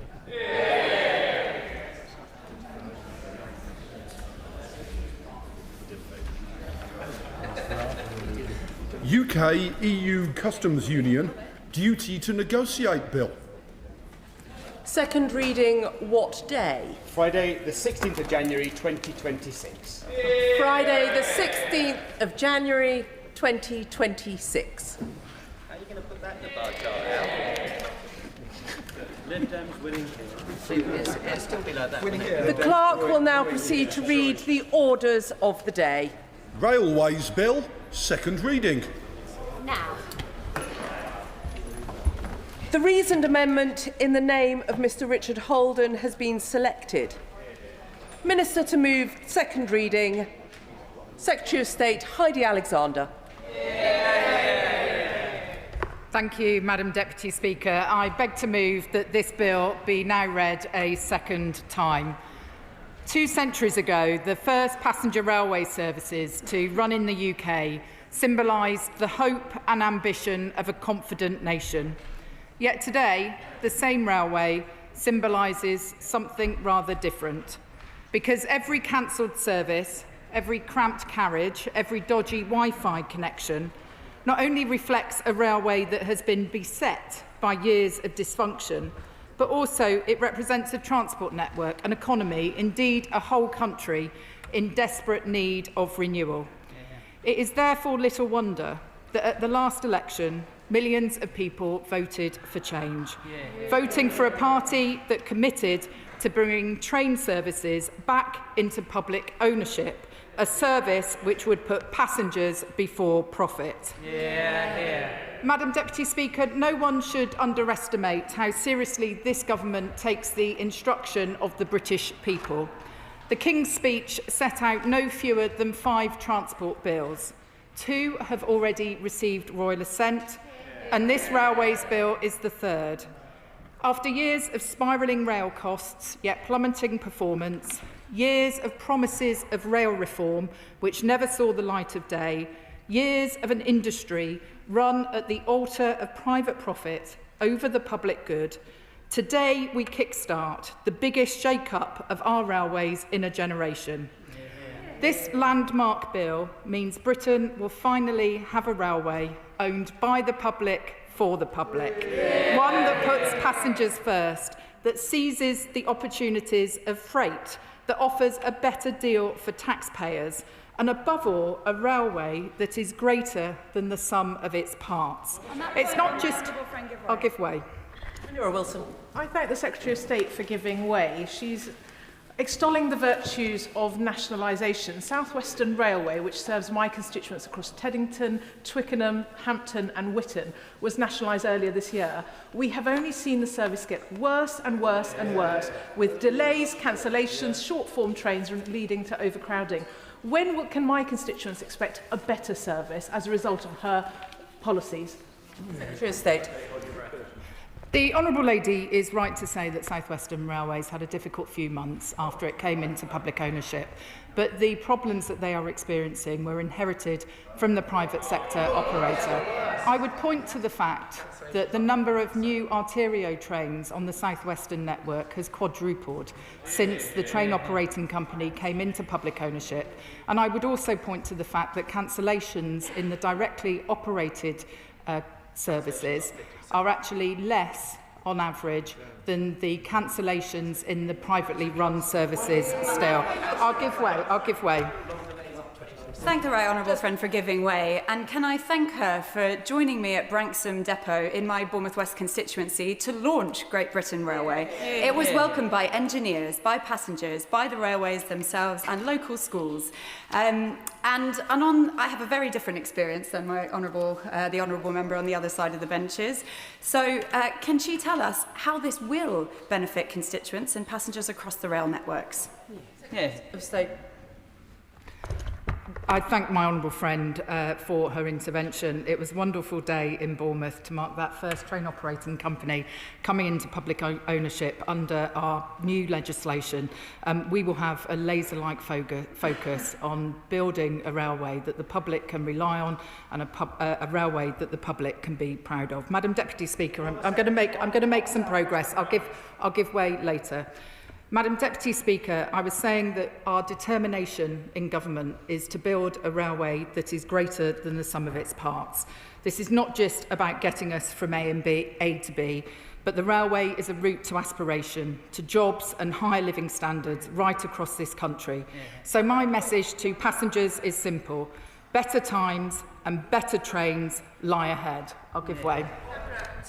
I thank the Transport Secretary for giving way. This rail bill represents a promise made and a promise delivered to set up Great British Railways with its headquarters in Derby. But can the Transport Secretary tell us more about how GBR will work together with our UK rail supply chain to ensure that we have the jobs, skills and growth needed to deliver a railway fit for Britain's future? Secretary of State. I'm grateful to my honourable friend for that intervention, and I'm looking forward to working with her and her colleagues in Derby, pulling together the plans for the new headquarters in a city that I know is already brimming with railway talent. I can also tell her that we will be publishing a rolling stock and infrastructure strategy next year to give confidence and certainty to the supply chain, and we will be able to perform longer-term planning precisely because we are bringing the management of track and train together. I give way to the honourable gentleman. To the Secretary of State for allowing me in. Her Wiltshire constituents and mine aren't really interested in organisational change. What they're interested in are railways that run on time, that are reasonably comfortable and have interconnectivity. So when will those passengers who use South Western Rail expect to see tangible improvements rather than the 50% increase in cancellations they've seen since May and the 29% increase in delays that they have seen during the time that service has been renationalised? Secretary of State. His constituents will next year see their fares frozen for the first time in 30 years. Under the last government, we saw fares go up by 60% between 2010 and 2024. I can only assume that he wasn't listening to the reply I gave to the honourable lady on the Liberal Democrat benches. Madam Deputy Speaker, I am going to make some progress now. We've already begun the work of change in government. We passed the Public Ownership Act last November, which began the process of simplifying an industry fractured into over a dozen different bodies. Already 7 operators are in public hands, with 7 more to follow. We're a step closer to saving up to £150 million a year in management fees, which previously went to private companies. but which can now be reinvested in our services. I've said it before and I'll say it again. Like most of the public, I don't care who runs the railways. I just want them to work. Despite what some might claim, we on these benches are not possessed by some sort of ideological fever dream when it comes to rail. Instead, we're led by the facts, by what our constituents are telling us. And what is beyond doubt is that the current model has failed passengers time and time again, and that while public ownership alone cannot deliver the reform we need, let's be clear, reform would be hamstrung without public ownership. Madam Deputy Speaker, we could wait for the wheels of legislation to turn before driving improvements. But I don't believe passengers should wait any longer. It's why last month this government froze rail fares for the first time in 30 years. It's a historic shot in the arm for millions of passengers, many of whom are struggling with the cost of living and can now save hundreds of pounds a year. But that's not all. We've expanded pay-as-you-go contactless ticketing in the South East, with plans to launch further schemes in the West Midlands and Greater Manchester.